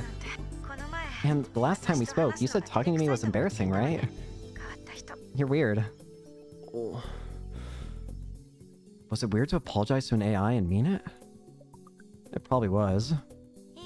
Fine, to be honest, I was a little disappointed in you, but this makes me change my mind. If you'll agree to my one condition, I'll forget all about it. 交換条件だって Condition? What's she gonna make me do? I had a bad feeling about this. 分かった Okay, let's hear it. I want you to take Maho out to dinner today. What? Huh? Yeah, that's what I'm saying, Maho. Maho's eyes and mine went wide. Kurisu! Wait, Kurisu, what are you talking about? Don't you want to know what day it is today? Christmas Eve. Exactly. Exactly what exactly? So will it be Okabe? Yes or no? Why does she look so excited? 分かったよ Fine. ヒヤジョさん Hyajo, I'm officially inviting you to that party I was just telling you about. Please come. Party? 友達と集 I'm ま getting って together with some friends for a ク Christmas リスマ party. スパーティーを That's not what I meant. But maybe dinner for two is too much to ask for right off the bat. Maybe this is better? Kurisu, if you keep teasing me like me, I'm going to get mad. I'm not going to any party. Then I'm not going to forgive Okabe. ヒヤジョさん Hyajo, please. Why are we talking about this? I'm trying to help you out here. Listen. Anyway, I need to wait for the professor to get here and give him my report. I'm here, by the way. Nintendo, Mao, what are you talking about? Dr. Leskinen walked in at the perfect time. I'm here when you need me. Hello. Mao looked relieved and went to open up the file on her desk. Welcome back, Professor. Here's the dapper day. Oh, hold it. You guys want to go somewhere? It's Christmas Eve. Let's put our work away and go get some food. Or did you already have something planned? Damn. You can't escape from fate. Nice job, Professor. Well, えっと Professor, my friends are having a Christmas party. If you'd like to come, you're more ク than リスマスパーティー wonderful. I'd love to. I guess we're just having this guy just join us then now. I didn't even get to finish my sentence. Of course, Ma will be coming too, yes? Well, this just happened. That was the moment when Mao's last hope of escape was cut off. And it's settled. Christ. Kurisu smiled mischievously from within the screen. I swear to God, this freaking AI. You sure you ain't the real Kurisu? What the hell? She was quite the plotter. The real Kurisu used to do silly things like this too. Hey, Okabe. When she called my name, I gasped. Thanks for apologizing to someone like me. It made me very happy. Oh, no. いや If you want, we can talk anytime. If you're bored or something. 気が向いたら If I feel like it, maybe. Yeah. Bye. Take good care of Maho. Bye. Schemer! Are you satisfied? あ Yeah. I felt more relieved than I thought I would be. I realize that I really did love Kurisu Makise. でも But is it really that weird to apologize to an AI? そんな俺の友達 My friend, you know, the guy you met at Make Queen, is always on his knees banging the girls on a computer screen. いつもに I don't really understand why someone would do that. ちょっと Uh-oh, that freaked her out. Bad example. と Anyway, you really helped me out, Hiajo. ヒアジョさんの クリスの交換 You 条 don't 件 really なん need to do か what Kurisu told you 律儀 to. に守るまあでも Well, but the professor seems really excited about going. The professor flashed his white teeth at me. I don't know how the others are going to deal with this realization. Also, I'm a bit scared because, I'm a bit scared to bring people who are new to the lab because, not because of like anything they may do or discover, but more so because Suzuha. Remember what happened in the Alpha World line when Suzuha was found out about Kurisu and whatnot? How Kurisu turned out to be one of the main reasons why CERN took over in the future in the Alpha World line. What if something similar happens with Dr. Leskinen and Hiajo here? What if something similar happens? We're going to be in a very tight situation. それに And クリス I と promised Kurisu. 約束したから あなた You really are 本 weird. 当に変わっているわ But even as she said it, she was smiling. Yes, she decided to go to the party. Well, I hope the others are okay with this all of a sudden. Why is Suzuha here? ダメなんだよ鈴葉お姉ちゃんそんなことしちゃいけないんだ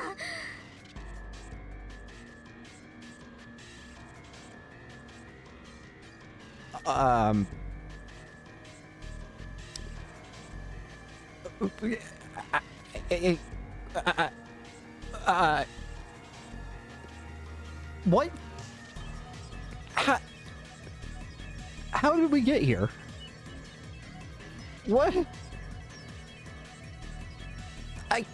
We were just having a silly conversation. Suddenly, Suzuha's got a gun up to her head by a child. What's going on? No big sis, Suzuha. You can't do that. 世界を変えちゃいけ You ないん can't だ change the world. お姉 You're ちゃ not んは making おかしいこと言 sense. ってるこの世界を消すなんて Can't ダメ erase だ this よ world. I won't let 絶対に you. やらせないから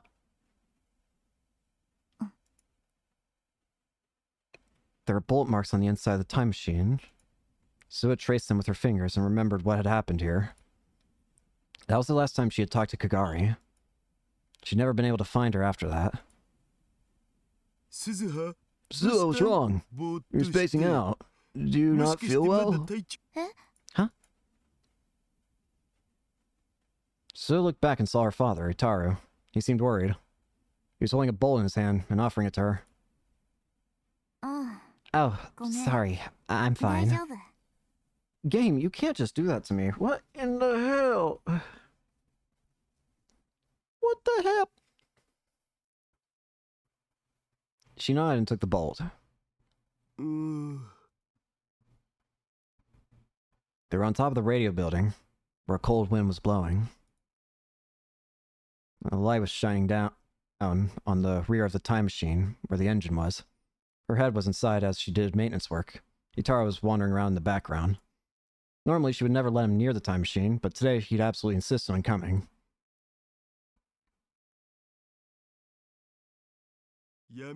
God, Dad won't get me worried about his daughter when she just got really sick.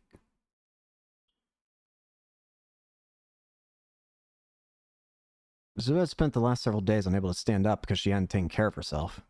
There was nothing she could say back to him. Listen, I won't touch the space-time shifter or gravity control or anything dangerous, so will you let me help? ダメ No, I'm probably better than you are at mechanical stuff. それは分かって I る know that, but no. けどダメ Ugh. Itaru slumped forward, dejected, but Suzuha had no intention of discussing it.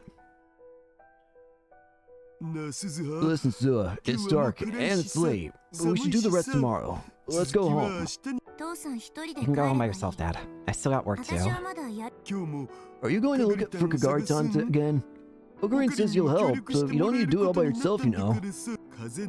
You just got over your cold. You should put off the search for a little while. That made her a little mad.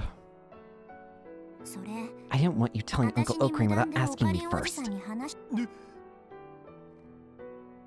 Suzuha had told Itaru that she was spending every day looking for Kagari, but it was only later that she'd found out he'd told Rintaro.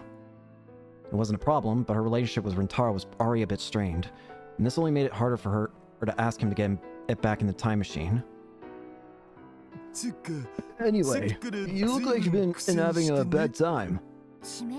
There's a bolt here that's hard to turn. Which, I'll do it for you. You can at least let me do that much, right? Yeah. Suzuha pulled her head out of the engine unit. You're covered in oil. Your brave face is ruined. Say that stuff to Mom. That's asking too much. Itaru stuck his face inside the machine and began to look around. Oh, from the way it's laid out, the pipe was probably added on later. Take the pipe off. There's probably coolant or something going through it, so use this valve to empty it first. I don't think this machine was designed with maintenance in mind. You got that right. Well, beat up. What a pain in the ass. There's also other things. Otsukari-sama, which means good work or way to go, net slang. Super hacker, an extraordinarily talented hacker or someone who claims to be one. Also used as a threat when an argument on an anonymous message board gets out of hand. For example, my buddy is a super hacker. He'll hack you and find out your real name. From here, the term grew to refer to extremely talented hackers who clearly do not exist. Who do you think made this? Me. Itaru sighed and started to concentrate on his work. He did his job silently, twisting his massive body to the left and right. Watching him, Suzuha remembered her childhood. When she was younger, she loved watching her dad make the time machine. Dad? Yeah? Lately, I'm starting to not understand myself anymore. This may be a weird thing to think, but is it really okay to race this world? Hmm? What does she mean by erase? Her mind flashed to the young Kagari's screams. You can't erase this world, huh? She'd never forgotten the look in Kagari's eyes, and she'd never be able to shake the feeling that they were watching her somehow. What does she mean by erase this world? I guess there's no definitive way to know how exactly, like what happens to the other timelines that get left behind? Are they truly destroyed, erased? Or do they just exist separate somehow?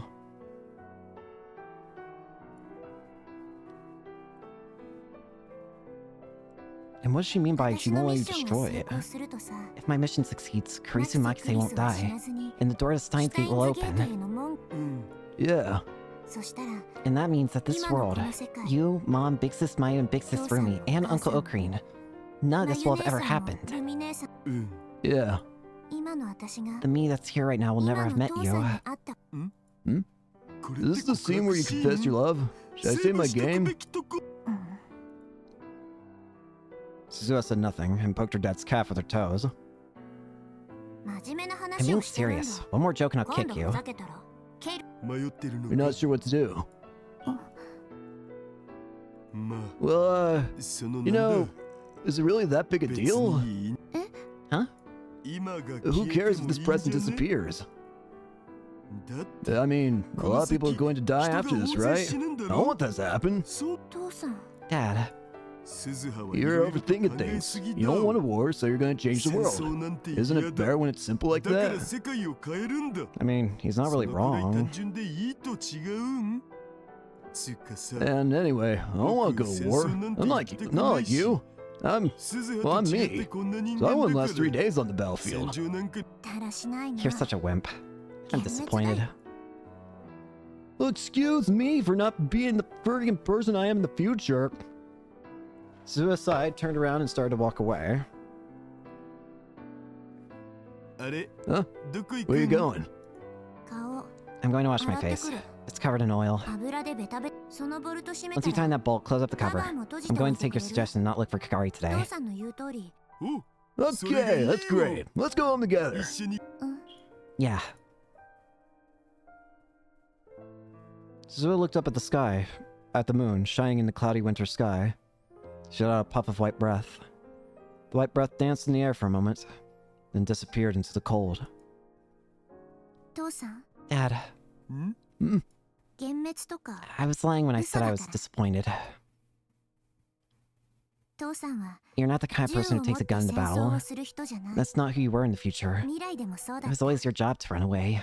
いつもいつも What? Future me sounds like a loser. けど But that's それ fine. でいいんだ In the future, you've got another battle to fight. 別の戦い And が that's why we're あ all るし with you. そのためにあ Susua. だから So, don't give me weird ideas, okay? 変に日本は Give 安 up the 全 idea だなん that て思い込 Japan みを is 捨て safe. ること Uncle Okarin was just attacked. You could be attacked at any moment too. 戦争前夜 War's なんだ coming. よ And very soon. For about 2 weeks now, someone had been watching Zua and the time machine. It's clear that some great power was on the move. Okie dokie. Zua nodded, satisfied at Itaru's answer, and went to the bathroom to wash her face. Back to Okabe. Hello, it's me. Christmas. Happy. The lab was filled with Santas, just like I'd heard on the phone. And all of them were wearing miniskirts. Thanks, game. What is Maho and the professor gonna think? Hey, look at my weird friends. What?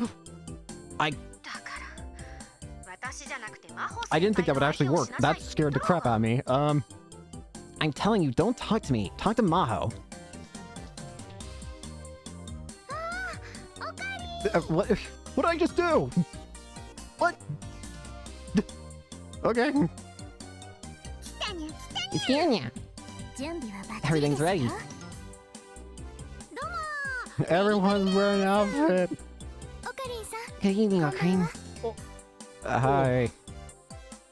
The sight of so many girls in a small room like this, all wearing Santa miniskirts, threatened to overwhelm me. Meanwhile, Maho and the professor have left. They have given up on me. Oh, look at this. Hi, Lukaku. I was having trouble to decide where to look when Lukaku staggered in front of me. No. オカベさん Okabe. Lukaku! What are you wearing, man? I didn't expect a Santa in black. And wasn't he exposing an awful lot of skin? It was really erotic. But he's a guy! We're not doing this again! That was last game's thing. Okabe. I... Lukaku, glad you survived. Must have been hard being the only guy. I gave him a pat on the shoulders and he smiled, relieved. 私もそんな服 Oh, hi there! よかったな Night! Well, I wear Santa outfit too. This is the first time we're seeing you here. 来年は Okay, 大ちゃんの next year 分 I'll も make one for you 作ってあ too. げるね本当 Really? Yep. ありがとう Thanks, big sis Mayuri. えへへさあオカリン Okay, Ayo-kun, come in, come in. ダルと鈴葉 Where are Daru and Suzuha? まだ連 No 絡 word ない yet. んだ The biggest goal today was to get Suzuha to participate. There's no exaggeration to say that's why Mayuri had held this party. ちなみに By the way, who are your オ guests? カリンのお客様は I told them earlier that I was bringing Dr. Leskinen and Maho. What the hell? I brought the two of them inside. 紹介する I'll introduce you. This is Dr. Leskinen. This is I'm... あんたは What is wrong with you? わかった Fine, わかったわ fine. Merry Christmas. Okay. Are you satisfied? Bye. Merry Christmas! Thank you, Leskinen. Wow. あら What is going on? Where's Maho? Oh, that's Nai. He's big. He is a giant. Thank you, cute little lady. Guy's bigger. が大きい And this is Maho Hyajo. どうも Hi, はじめま nice して to meet you. Why is everyone having their own moment?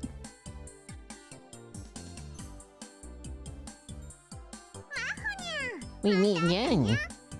あら Oh, it's the young girl. 小学 Are you in elementary school? Middle school?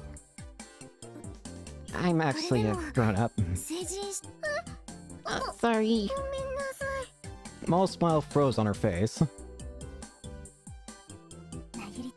Hey, what do you think? They're both perfect. I used to thinking up all kinds of ideas. I should have gone some smaller size already. I could have worn one too. It's the biggest mistake in Mayushi's life. I would have wanted to see the two of them as little Santas. Yeah. Mary had her in her sights then. Run, Maho, before Mayuri gets a hold of you. There was no escape from Maho now. Mayuri was so stubborn that she'd even managed to convince the legendarily shy Lukako. It's only a matter of time. What about the professor? You're gonna have to make a big-ass suit for him. I never made an outfit for someone that tall. I was about to say, you gotta make a big-ass outfit. How much fabric you gonna need for that? Just having him there would guarantee a win, though. We need a fluffy reindeer outfit with a red nose? Maybe not. Wait, were they seriously going to dress the professor up as a reindeer? Strangely, I think the professor would be fine with it. He seems fine with everything for some reason. Hey, Mayuri, you shouldn't assume that everyone will understand your cosplay hobby. That's right. It's not good to force people. Tell it to Lukako. But lately, even the employees at the convenience store are dressed up as Santa for Christmas. Christmas and Kamimar are two very different things, aren't they? Or so you say, but you basically want to dress the two of them up in Santa outfits, don't you? So Mao, do you want Mayushi to lend you a Santa outfit? Nope. Mary was already going after her. Run, Maho, get out of here! Can I? Why does it keep working? What? Right. Merry Christmas. Merry Christmas. I'm gonna keep annoying this AI. Ma refused as forcefully as she could, but Dr. Leskinen was surprisingly interested. He had been trying to put on the triangular paper party hat. Hey, Marius! Right. Merry Christmas. Okay, nothing else said. I just got a message from Daru. Yeah, and I just got a message from Karisu. I'm going to kill you. He's almost here, and Suzu's with him. Is something gonna happen if I keep doing this? Merry Christmas. Mayuri was looking at her smartphone. I gotta look at mine too.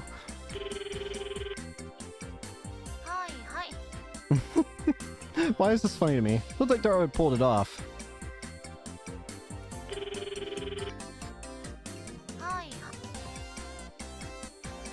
Guess it really was Suzu's dad. Hi, Karisu. Alright, I'll stop. This meant we succeeded in our biggest objective, which meant it was on to the next mission. We'd all decided that we were going to surprise Suzuha. Suzuha didn't know we were all waiting for her. We each grabbed a noisemaker and got in position. Don't you think this is gonna, like, set her off? Dr. Leskinen and Maho helped too. Maho seemed unsure, but Dr. Leskinen was more than willing to participate. Dr. Leskinen's great. He's just happy to be here, man. Turn off the lights, yeah. I feel like this is gonna end up terribly. Somehow. Where does Suzu like it? You never get to see Suzuha look surprised. But she really likes sweets now. And she's really nice. When I said hi a little while ago, she said hi back. Yeah, I wish I could get along with her too. You will. It'll be fine. You two are perfect for each other. And then we heard Daru's voice from outside the window in the alley below the building. Okay, I'm going inside. Go inside with Suzuha. His voice was loud and unnaturally expository. Once he got below the lab, he was supposed to give a signal. Everything was going as planned. We all went at each other in the darkness. I could hear the two sets of footsteps coming up the stairs. Everyone held their breath and waited. The time was critical. But would she be able to figure it out before we acted? The room was filled with different smells, like the girl's perfume and the aroma of the food they made. Didn't Suzu always notice these things more quickly than the ordinary person would? Started to get worried. And then I heard the sound of the front door opening. Huh? Nobody's here today. Hey then. Well, some days are like that. Are you idiot? Your voice is shaking. I got even more nervous. Was it time yet? Where was the signal? I feel like my hands were going to slip and trigger the noisemaker too early. My palms were soaked with sweat. I could tell Suzuha was taking off her shoes. Yeah. Ferris gave the signal. Hello! Second the lights went on, we activated our noisemakers. I could see Suzuha flinched for just an instant. But I couldn't follow what had happened after that. That's how fast she was. She dropped down, sprung off the floor, and leapt towards Yuki, who happened to be standing in front of her. She might have broken Yuki's jaw with the base of her palm before I could shout at her to stop. Oh dear. Fortunately, Yuki had been surprised by Suzuha's sudden charge, and it slipped when she tried to step back. Because of this, Suzuha's palm barely missed Yuki's nose as it sliced through the air. Stop it, Suzuha! By the time I finally shouted, it was all over. Suzuha grabbed Yuki before she fell down and was holding her up. Yuki, Suzuha, and all the rest of us were too stunned to speak. That was close. Yeah, I was expecting that to happen. It's just like, you guys realize that she... What do you think a person who's been existing in a war, or who basically only knows war, what do you think they're going to do when they suddenly hear loud sounds and feel like they're being ambushed? The answer is, they're going to try and kill. If the timing of the events had been even slightly different, Yuki could have been badly hurt. Yep, I knew this would happen. Yippee! Everyone finally realized what had happened and began to panic. Everyone panicked! Yuki simply laid in Suzuha's arms, blinking her eyes. Whoa! What are you doing? Suzuha seemed to snap back to reality. She was looking around at everyone. I said Merry Christmas, Suzu.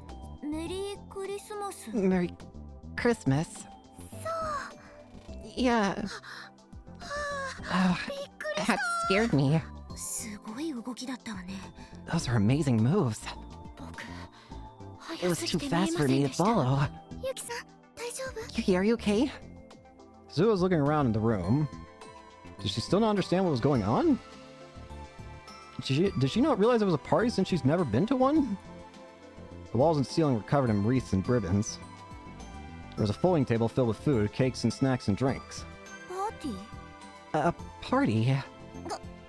I'm sorry, it was my idea to make it a surprise. Yuki backed away from Suzuha and started to bow apologetically. Suzuha, this is, we wanted to make it a surprise. We didn't mean to scare you. Suzuha? Brother, did you know about this? Yeah. I see. That's why you're acting kind of weird today. I'm sorry, Suzu. It was Mayushi planned it all, so don't get mad at Yuki or Daru. Get mad at Mayushi. Oh, come on, big sis Mayu. Do I always get mad like that? Suzuha looked around the room again. Wow, it's hard to believe this is the same lab. Right? We all decorated it together. Yeah, it's really amazing. It's pretty.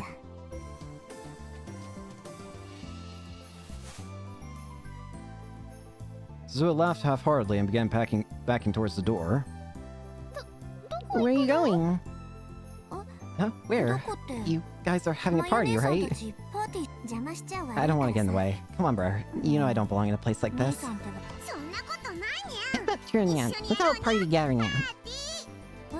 Huh? But I've never done this stuff before.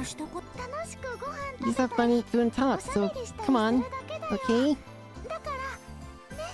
Mayu grabbed Suzuha's hand tightly to keep her from getting away. Big sis Mayu? Come on, we got a seat for you too, Suzuha. But I really don't know what to do. Just sit down, okay? No, this party's going terribly. Mayu half drag Suzuha over to the seat next to me and force her to sit down. Okay, Yuki. King's all here now. Round of applause, everyone. Applause. I like that Dr. Lessinen has not said a singular thing since this all began. Everyone started to applaud at Fubuki's signal. Dark played some Christmas carols on the computer. The grim atmosphere that had begun to fill the room was banished. I felt a little relieved. Let's start the toast. Pour your favorite drink into your glass now. Everyone started to look at the various drinks on the table. Here's Suzuha. Suzuha still looked like she was feeling as though she didn't belong, so I poured her some non-alcoholic champagne. Oh, yeah. I really don't think I can do this. Why? Because I didn't come this era to play. The reason she came to Sarah, huh? I didn't have the right to say anything about that. That was the only reason that she was stuck here, unable to fulfill her task. But even so, is it so bad to do this once in a while? But Suzuha, you think too much. Dara joined the conversation. All you're doing is having a meal with everyone. You're hungry either way, right? well, Maybe Dara's statement caused her to realize it because her stomach rumbled. See? Everybody made a lot of food for you, so just say thanks and eat it.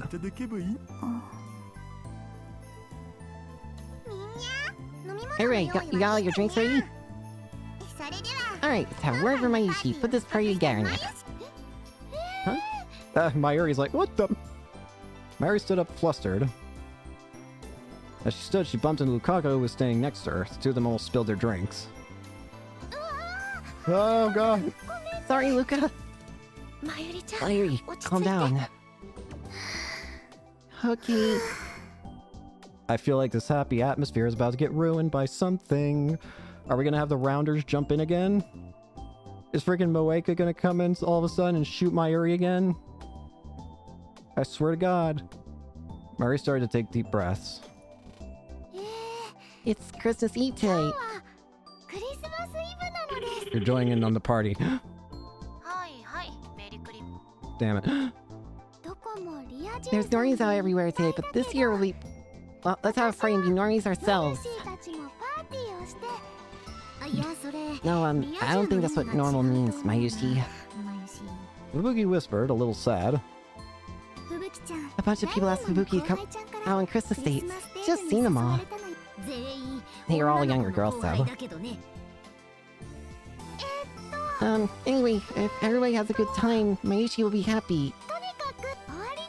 That's all. Mayuri gave a little bow and smiled to Suzuha. Suzuha answered with an expression that wasn't quite a smile. Okay, right. Cheers now. Maonyan, you get the toast. What? Me? You came all the way here, so why not give a toast to introduce yourself? Hello, Maho. Maho stood up with a slight frown and thought for a moment before she opened up her mouth. Hey, what do you think about this, Amadeus? Shut up. Thank you all for having me today. Dr. Lester and I are from America, so we've never spent Christmas in Japan before. And I'm finding out that spending a cheerful Christmas with friends is also great. Be something interesting now. Damn. Huh? Something interesting now. Damn, what the hell? Ferris, you're crazy. Uh-oh, she was totally losing it. She was worse than Mayuri had been a moment ago. It was hard to believe I'd seen her interpreting in front of that huge crowd in AATF. Was she bad at ad-libbing?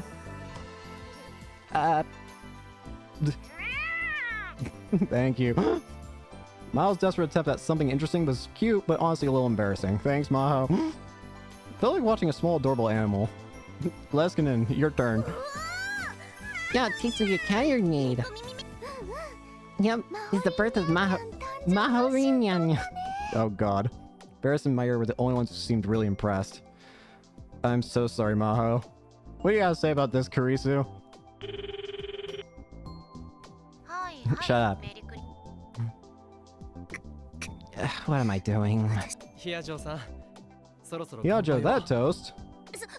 Right, I'll do that. Okay then. それじゃ乾杯 Yep. Yippee! I'm gonna be honest with you, I was terrified that the second the clink would happen, there was gonna be an explosion or something. This game has made me paranoid to hell and back, and I'm already paranoid. I'm already a very paranoid person at times. But this is another level. Since I was the one who invited Mao to the party, I decided to cheer her up. I, Leskiman. That was an interesting toast. 自己嫌悪 I だ hate myself. Damn. What are you talking about? You're a cool cat! I love Leskiman. He's just happy to be anywhere, it feels. He's just awesome. He's great. He just wants to be he just wants things to be happy, it feels like. Anya, when are you starting at May Queen? そんなつもりは I'm ない not, から okay? Ferris and Dr. Leston were both enjoying trying to make her feel better. It was failing miserably. How's how toast? すずさん Me too, Sua. Oh, yeah. Zua still had a somber look on her face, but Mayuri, Yuki, and Daru forced her into a toast. はいすずさん Here, Suzu. Mayushi made this. シーが作ったんだよ Mayuri put a piece of quiche on the plate and gave it to Suzuha. When Suzuha took a bite, her expression began to shine. おいしい It's good. 本 Really? 当 Yeah. もっと食べて Eat more. Eat a lot. 食べて I can't eat it all at そんな once. 一度に食べられないよ Oh, yeah? Hello. Next, Mayuri offered the quiche to Maho and the professor.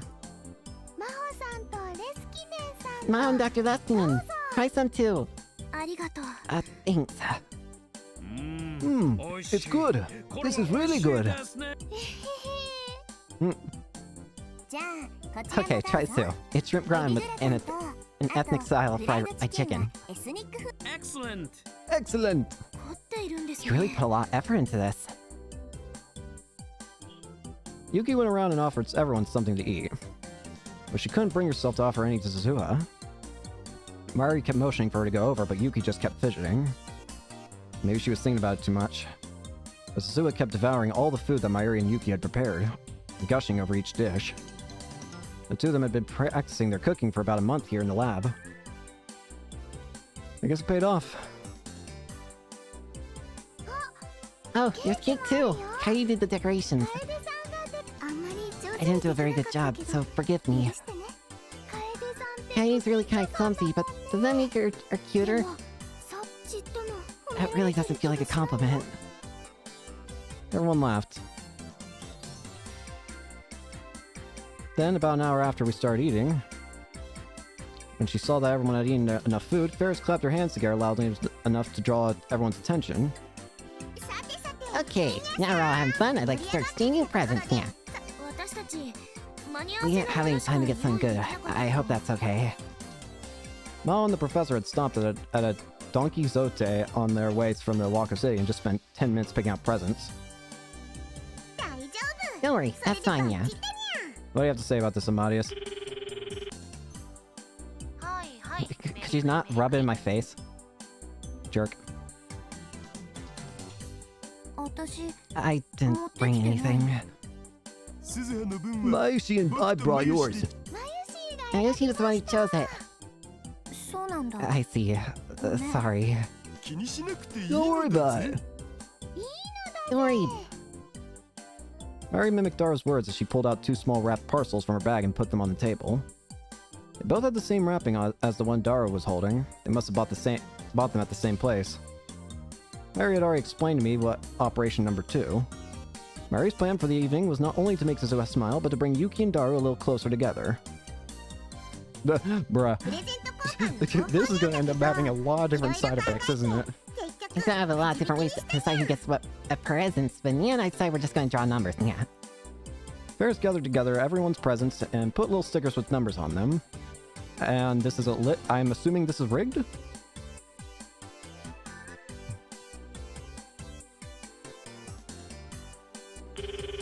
Hang on a second. はいはいメリクリメリクリ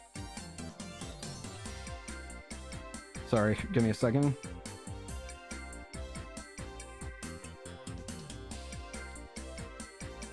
Dude, sorry, I'm getting text messages.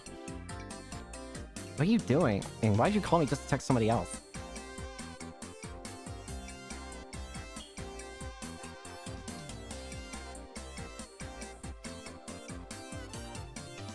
Can you answer me? Alright, sorry, I was texting something. Not to you, Kurisu. Bye-bye, Kurisu. Whee! And then she lifted a bundle of disposable chopsticks above her head. Nice, you got these so we could play the King's game.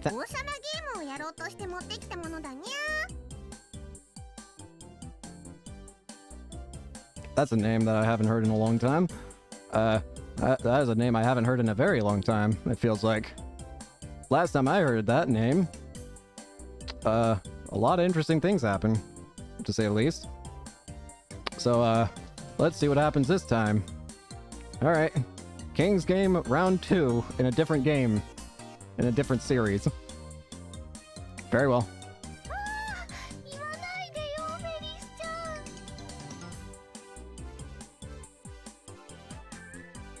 Don't say that. Don't say that, Ferris. Oi, Mayuri. Hey, Mayuri, the King's Game is something you play at singles parties. I know that. I just got a little confused. Other girls order me to do things. Daru, the window's right there. Ashita, you really are a pervert. So we're gonna use these chopsticks on me, she was a little confused about, and use them to pick presents, yeah. Random numbers on chopstick you draw, that's the present you get, yeah. Ferris slowly shovels all the chopsticks and then went around so everyone could draw one. She was also part of Mayuri's plan. In fact, Mayuri and Ferris were sending signals to each other with eye contact in their fingers. While everyone was focusing on the chopsticks, they were busy relabeling Yuki and Daru's presents. They were so obvious about it that I started getting nervous that Yuki would find out. Everybody got a chopstick, yeah? Okay, I got the presents, nobody in your presents, so everyone's got theirs. This is really exciting, isn't it?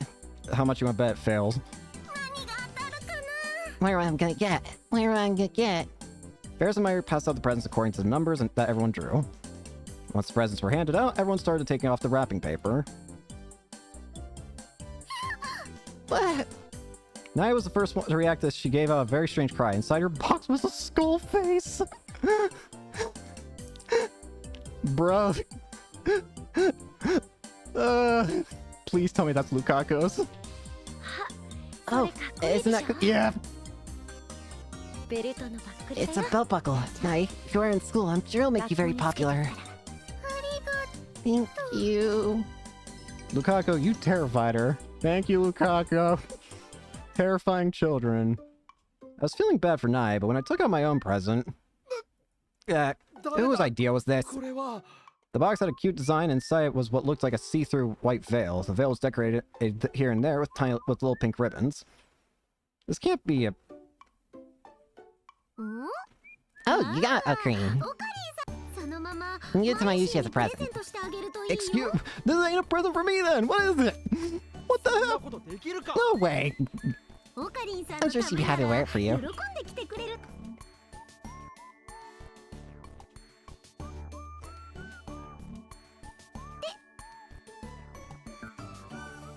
I know I don't have a face cam or anything, but I just have my eyes closed and my eyebrows raised. Interesting. Very interesting, Fubuki. Hey, Fubuki. What in God's name would you have done if Dr. Leskinen got...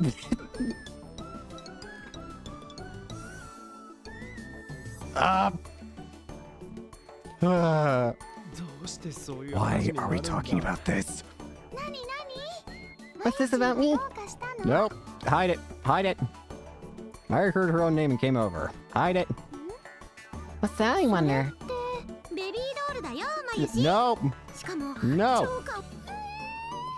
What the hell? Fubuki. You know that's not happening. Then why don't you wear it yourself? Not my thing, sorry. It's someone else's. but it's not mine. I am giving this back. You can enjoy it yourself. I pushed the baby doll and drew it back into Fubuki's hands. Have fun. Okay, what to exchange? Want to exchange it for what I got? Imagine it's just the thing I got. Hand me your present exchange. Imagine I just get my own present back.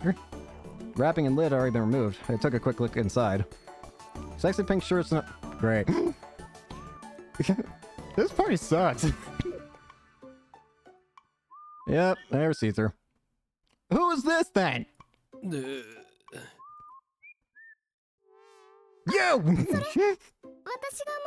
Why do you know better? I thought you were better. That was the present I bought. I love you. Have Mayuri wear it. Enjoy. What is wrong with you? What the? Mayuri, help me. Your friends are being weird. Is that what you people think about? Evidently. Maybe you got a present from a green sun, okay? Mary had drawn my present, perhaps because we were childhood friends? By the way, I'd chosen a huge chunk of chocolate in the shape of a gold bar. Kind of thing you'd find in Donkey Zote bargain bin. Agreeing there was really nothing else you could have gotten. Shut up! I read in a magazine that these things make hilarious party gifts. No, there's no way anybody want to get this. None. Not a chance. What? Not even a chance? The magazine said it was a sure thing. Mayushi's happy. The gold bar. I get touch another one my whole life. What is wrong with you people? You really are a good girl. There. Ibuki and Kaede were patting Mayuri's head, half out of sympathy and half because she was cute. Somehow, I ended up as the bad guy. Incredible. What did I do, man? Okay, now it's my turn to open. You can start to open her present. Wow. She took out a cute wooden music box. When she opened the lid, there was a cute little tin figure that danced. Oh. It's so cute. It's wonderful. So romantic. It's so nice. The girls all seemed really impressed. Lukaku's like, gosh dang. I was hoping you... Definitely looks like some, I don't know, woman would enjoy receiving. With as many girls as there were coming to this party, it might have been the perfect choice. Wait, maybe I should have brought something like that. But then I realized that the idea had never even occurred to me. Whose present could this be, yeah? Barris, you're making it too obvious.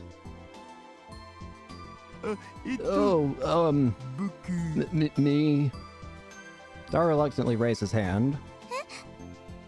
Huh? What? Oh my! Uncle Dara, you're amazing! Thank you, Nae. Nice, brother. Everyone except Mayuri and Ferris, who knew what about in advance, raised their voices in surprise. This is from you then, Hashira. What do you think? Mayushi was the one who told me to get it. It's wonderful. Thank you.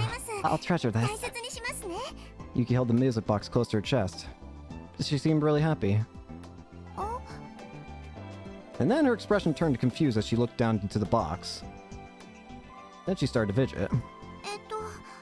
Excuse me. I need a second. What just happened? She hurried off towards the washroom, still holding the box. She must have seen the trick. According to what Mayuri had told me earlier, there was a fake letter from Daru himself taped to the bottom of the box. It was something like a love letter along with the invitation to a movie date. I wonder how she was reacting. Meanwhile, Daru had also opened his own present and he looked a little bothered. Imagine, I swear to God, if this all ruins everything, just Suzuha just starts fading out of existence. But he'd been given Ferris's present. Until he opened it, he looked really happy, but now he'd gone completely silent. According to Mayuri, he was going to get a pair of movie tickets. And even though it was a present from Ferris, the tickets came with instructions to use them for a date with Yuki. Uh-oh. Ferris responded to Daru's questioning gaze with a wink. Good luck, Nya, she seemed to be saying. For her part, Ferris received some kind of strange doll that Maho had bought at the Donkey Zote. Lukaku's present was a miniature remote-controlled helicopter that Dr. Leskinen had purchased. And Dr. Leskinen got a set of 12 cute little crayons from Nae.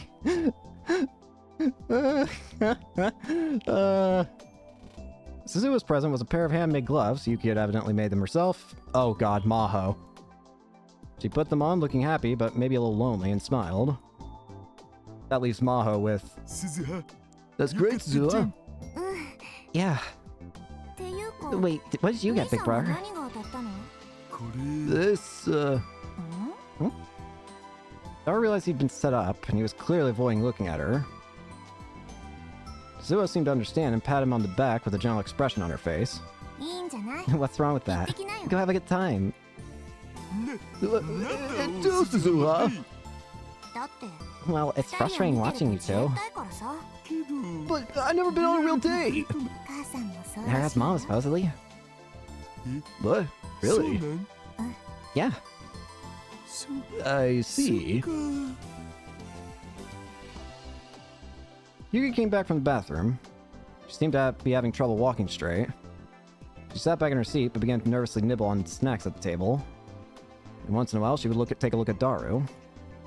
But now, the movie ticket plan seemed to be going well. Staring too much could tip her off, so I should probably pretend I don't know anything. Mom got the music box Mayushi bought. Oh. No! Mayuri raised her voice when she saw the music box in Maho's hands. It was shaped like a deformed bear, and when you wound it up, its hands and legs would jerk back and forth as it played a tune. It was a very different design from the one that Yuki had received. Is it really okay for me to get something like as nice as this? Sure it is. Good, good. How music does it play? I want to hear. Yeah, me too. Maho started to wind it up. It's gonna be goofy music. As she wound it, Kaede turned off the music in the background. Here we go. Maho took her hand off the winding key, and the mechanical yet gentle sound that was unique to music boxes began to play.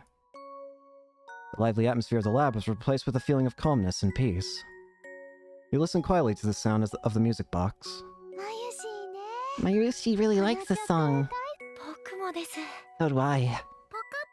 It makes me feel all warm, right?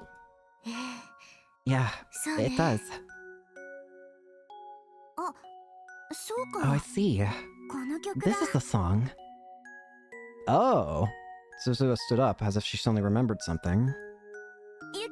Yuki, don't you remember? Huh? What? Yuki was spacing out so hard she started to panic when Suzuha spoke to her. When I was sick, you sang this song for me. Oh, come to think of it. Yeah, it's definitely this song. Suzuha seemed to be remembering something as her eyes narrowed. Hey, Big Sis Mayu, what song is this? This is... Mayu was about to speak, and then... Oh! No! Out of nowhere, the world twisted. What? No! I moaned in pain as an incredible sense of wrongness fled through me. The whole lab seemed to twist and fade, and the happy party I'd been experiencing warped in waves like a mirage. It couldn't be. No. Somewhere far away, I heard something that sounded like a violent crash. I was just barely able to move my eyes in the direction it came from, and I saw Fubuki falling to the floor as she knocked over a table. Kaede and Ferris ran over to her, calling her name. It all looked so blurred, like I was watching a movie underwater, and everything was moving so slow. Their voices were getting further and further away. No matter how much I stretched out my hand, it reached no one and touched nothing. It was a terrible feeling, as if time and space were being torn apart, and even matter itself was losing its subjectivity.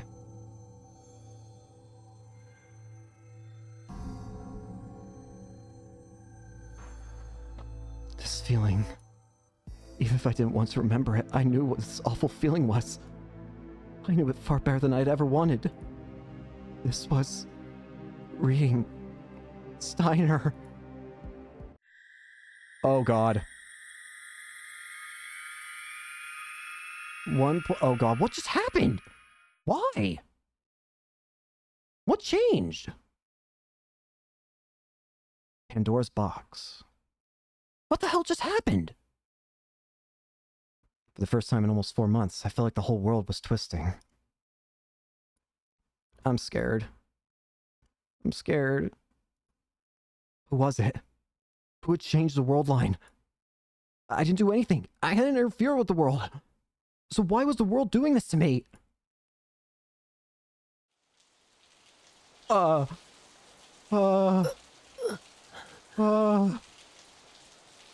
opened my eyes.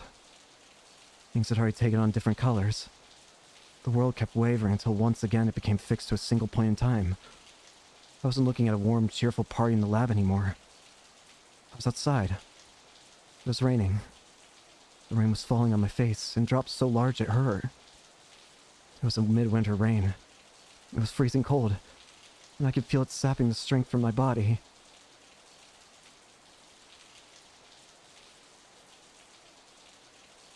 What? My view stopped twisting. I was staring at the broad back of a man I didn't know. I could hear the sound of many boots stamping through the mud, mingling with falling rain. The stench was terrible. The smell of sewage was so strong it hurt to breathe. It was mixed with the awful smell of burning rubber and plastic. Where was I? What was I doing right now? Things around me had changed so much. I tried to understand the situation I was in, but my brain was having an awful time keeping up. We're almost there. Hang in there. When I stopped, a rough hand patted me on the shoulder encouragingly. I looked around to see a man my age, with a strong, powerful face. It was a face I'd never seen. I didn't know him. Probably. The man was wearing a camo outfit and equipment that I'd often seen on the self-defense force wear on the news. He's carrying an assault rifle on his shoulder. There were 7 or 8 people around me, all dressed the same. They surrounded me in a circular formation and walked forward silently, as I kept a careful eye on the area around them. Are these people the self-defense force? And then I realized I was wearing the same camo uniform they were. I'm in the SDF too. I touched my biceps check, but there was no muscle. I was flabby and weak. Unlike the others, I wasn't carrying any weapons. What was going on here? It felt like these 7 or 8 tough-looking SDF guys were all guarding me. Since when was I that important? So confused, I dragged myself onwards. Where was I, anyway? It was a long path filled with dark brown mud. The walls formed a tall silhouette to the left and right. The path was filled with garbage and concrete rubble, and sometimes we had to force our way past it. Is this World War III? I looked up past the high walls. Despite the rain, the moon and night sky was strangely red and a little too bright. It was thanks to the moon that we were able to walk down the path like this without flashlights. Huh? Sound. I heard sound. It was the sound of water. I looked over and saw a hole opened in one of the walls. Filthy water was pouring out. The water formed dozens of little rivers that blocked our path. So that was it. This was the bottom of a river that had dried up. What looked like high walls were river dikes. Where are we? I turned towards the man who had spoken to me a bit ago and yelled so that my voice could be heard over the rain. Shh, don't make any loud noises. Oh, sorry. We're almost to the city center. We can make it to the arena garrison. There'll be a car waiting for you, so just keep walking. But his words cut off there. Everyone seemed more tense than ever. One of them grabbed me and pushed me towards the side of the riverbed. Everyone put their backs against the wall and held their breath. I could hear the sound of a helicopter's rotors in the distance. No, more than just one. They were getting closer. I had no idea what was going on, but I could feel my heart start to beat faster. Get in the shadow of that car. Past several meters of rubble lay an overturned car. It must have fallen into the riverbed as the water had disappeared. The entire body was bent inward, and the roof was completely crushed. I lay down in the stinking mud and slid into the shadow of the overturned car. At the same time, the SDF soldiers were issuing each other orders, as if this was something they planned for already. 2 of them stayed by my side, and everyone else ran back the way we'd come. They climbed up crevices and outcroppings on the wall, and disappeared over the edge of the dike and out of the view. shortly after. Those were gunshots. And not just a single shot from my handgun or anything like that. This was the sound of war. I could hear the helicopters getting further away, drawn by the gunfire. What caused this? なんてことだ。 Oh no. In this world line, was Japan at war? The Third World War. I remember Suzu's words. I happened to look inside the crushed car. I see the corpses of a man, a woman, and a small child hanging upside down, still attached to their seatbelts. They were all covered in dried black blood. They looked like mannequins at a bad haunted house. And then I realized I'd been so focused on moving forward that I hadn't noticed what they were. But I'd seen similar mannequins sunk into the mud. I could see their arms, bones, and ragged muscle exposed to the air, reaching up to the sky as if seeking salvation. I put my hand over my mouth to stifle a scream. Those weren't mannequins. Now, go on the side of the wall and move. We're changing the route. Come on, stand up. He pulled me up. My knees were shaking from shock and exhaustion.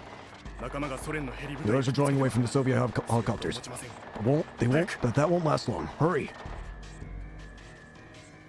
The Union of Soviet Socialist Republics, created in 1922. After the end of World War II, it began a long Cold War with America, but the Cold War ended in 1991. It consists of Russia, Belarus, Ukraine...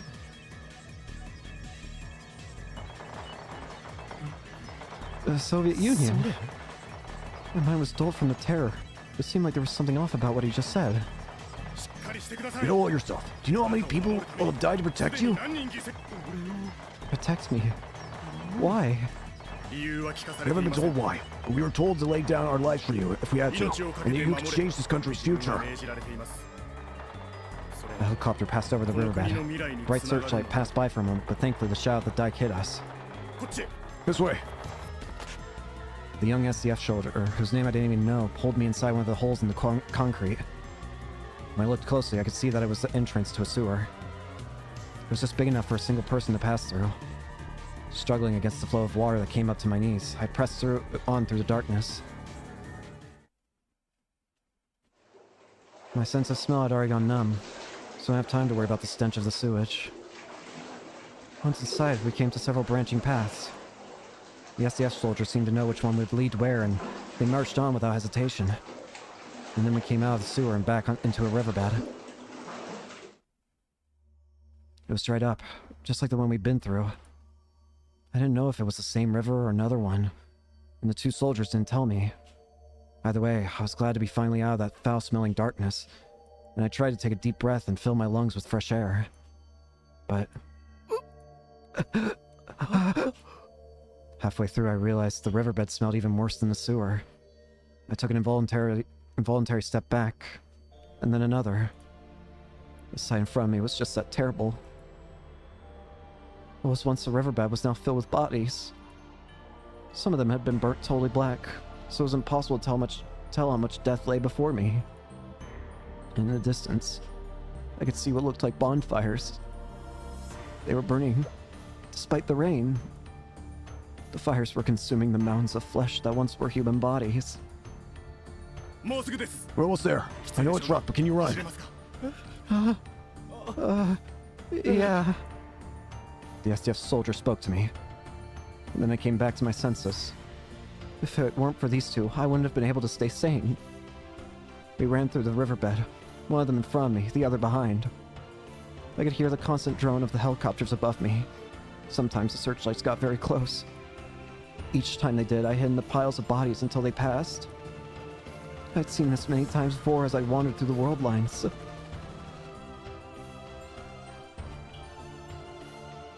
I'd seen death.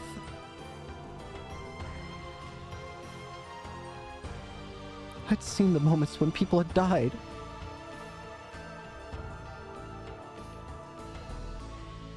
But at the same time, I never experienced what happened to a dead person after they were left out for a long time. More than fear. More than sorrow. The thing that hit me first was the smell of death. The rotting stench ate away at my body, not my soul. My whole body was rejecting it. It made me feel sick. Thinking that way meant trampling on the dignity of the dead. But I couldn't help it. The Valley of Hinnom. I remembered that phrase. That was what that strange attacker had said that night, when they came after Dr. Luskin and Maho and me.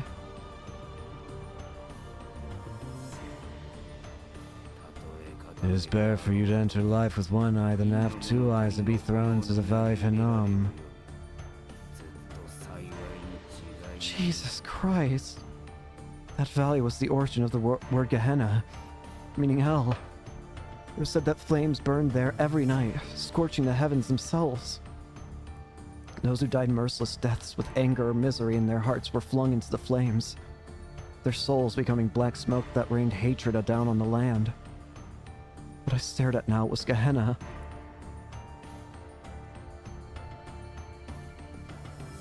The two soldiers led me to a half-collapsed subway tunnel. The lights were all off because there was no electricity, but there were 3 armed cars in camo colors, with their headlights to illuminate the way.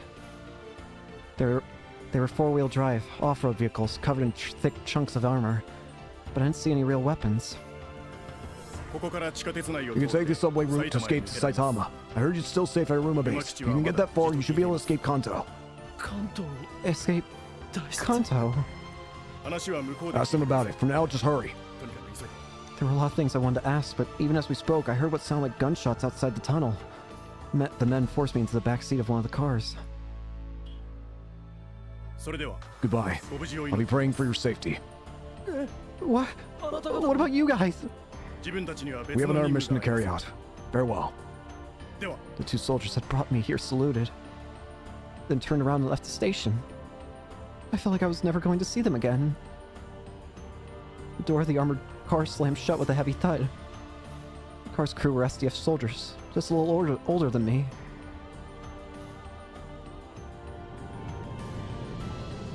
The diesel engine kicked to life, and the car raced down the tunnel that had originally been designed for trains. Of course, it wasn't a pleasant ride at all, but I didn't have a choice. There was no way I could tell them I wanted to go to Akihabara. I had no way to alter the world line. I had to survive in this hellish world. And to survive, I needed to do what they said. My wants didn't matter at all. I wasn't even allowed to express them. I just did as they told me and ran. It's all I could do. But I had no idea that it would take an entire month.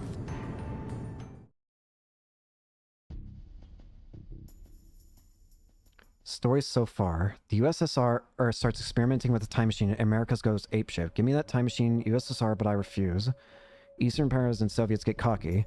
How's it feel to be right now? Huh? How's it feel? How's it feel to you be right now?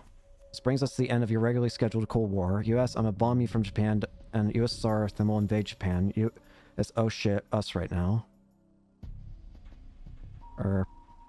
USSR is kicking ass. Hokkaido and any Japan are screwed. Are they coming for Central Japan? People of Nagoya. Amateurs who know nothing about strategy need to shut the fuck up. The SDF may look like they're retreating, but they've actually got a defense line at Mount Fuji. We're about to start a counterattack. The Mount Fuji line. Who the hell is dumb enough to believe Japanese Imperial High Command? Better not start hearing calls for kamikaze pilots soon. Shut up, noob. It's like you are a real threat to Japan. Wait, what the hell happened to the collective right of self-defense? America's only interested in protecting Okinawa, so what the hell is the SDF doing sent off to Siberia? How are they supposed to protect the country? You protect it, Chicken Hawk. You want to fight? Go volunteer. They say they aren't getting enough recruits. Are they gonna start conscription soon, you think? What's the point of conscripting a bunch of fat otaku? They just get in the way. War these days requires professional soldiers. Says the fat otaku who doesn't want to go to war. There are barely any professional soldiers left in Japan. Our masters in America sent them all around the globe and then stuck them there. You guys probably are getting your conscription notice soon. Good luck. I'm a chick, so I don't care. In other words, if we get a sex change, we don't have to go, right? The real enemies of Japan are its own citizens, huh, asshole? So seriously, are we going to be split up like Germany? It's likely. They say there's a provisional government forming in Okinawa. They're all set to abandon East Japan and just have America protect the West. Those incompetents in the government might honestly do it. Is this really the time to bash politicians? Traitor shill. Traitor shill. Strategically, America can't let go of Okinawa, and Japan wants to keep some kind of government. That means that making a provisional government in Okinawa is the best option. You bashed the hell of Okinawa up until now, and now you're telling me this? Shut up, traitor.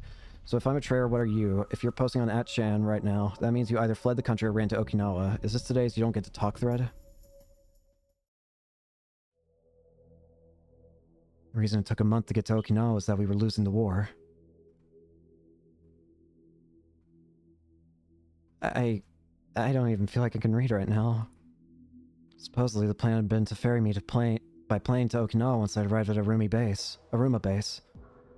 The constant bombing had slowed us down, so they gave up on the plane and decided I would escape to Kyushu by ground. There was more than one attack by Soviet spies and assault teams. Some of the SDF soldiers protecting me died.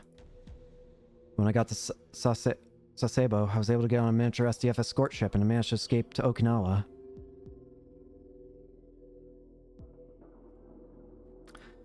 I think we're gonna go ahead and end it here. Holy crap. Bro, we were just having so much happy time, and then suddenly it's all gone. It's all gone. The insanity will ensue next time, though. Thank you all so much for watching. Hope you enjoyed. And I hope to see you all later. Peace.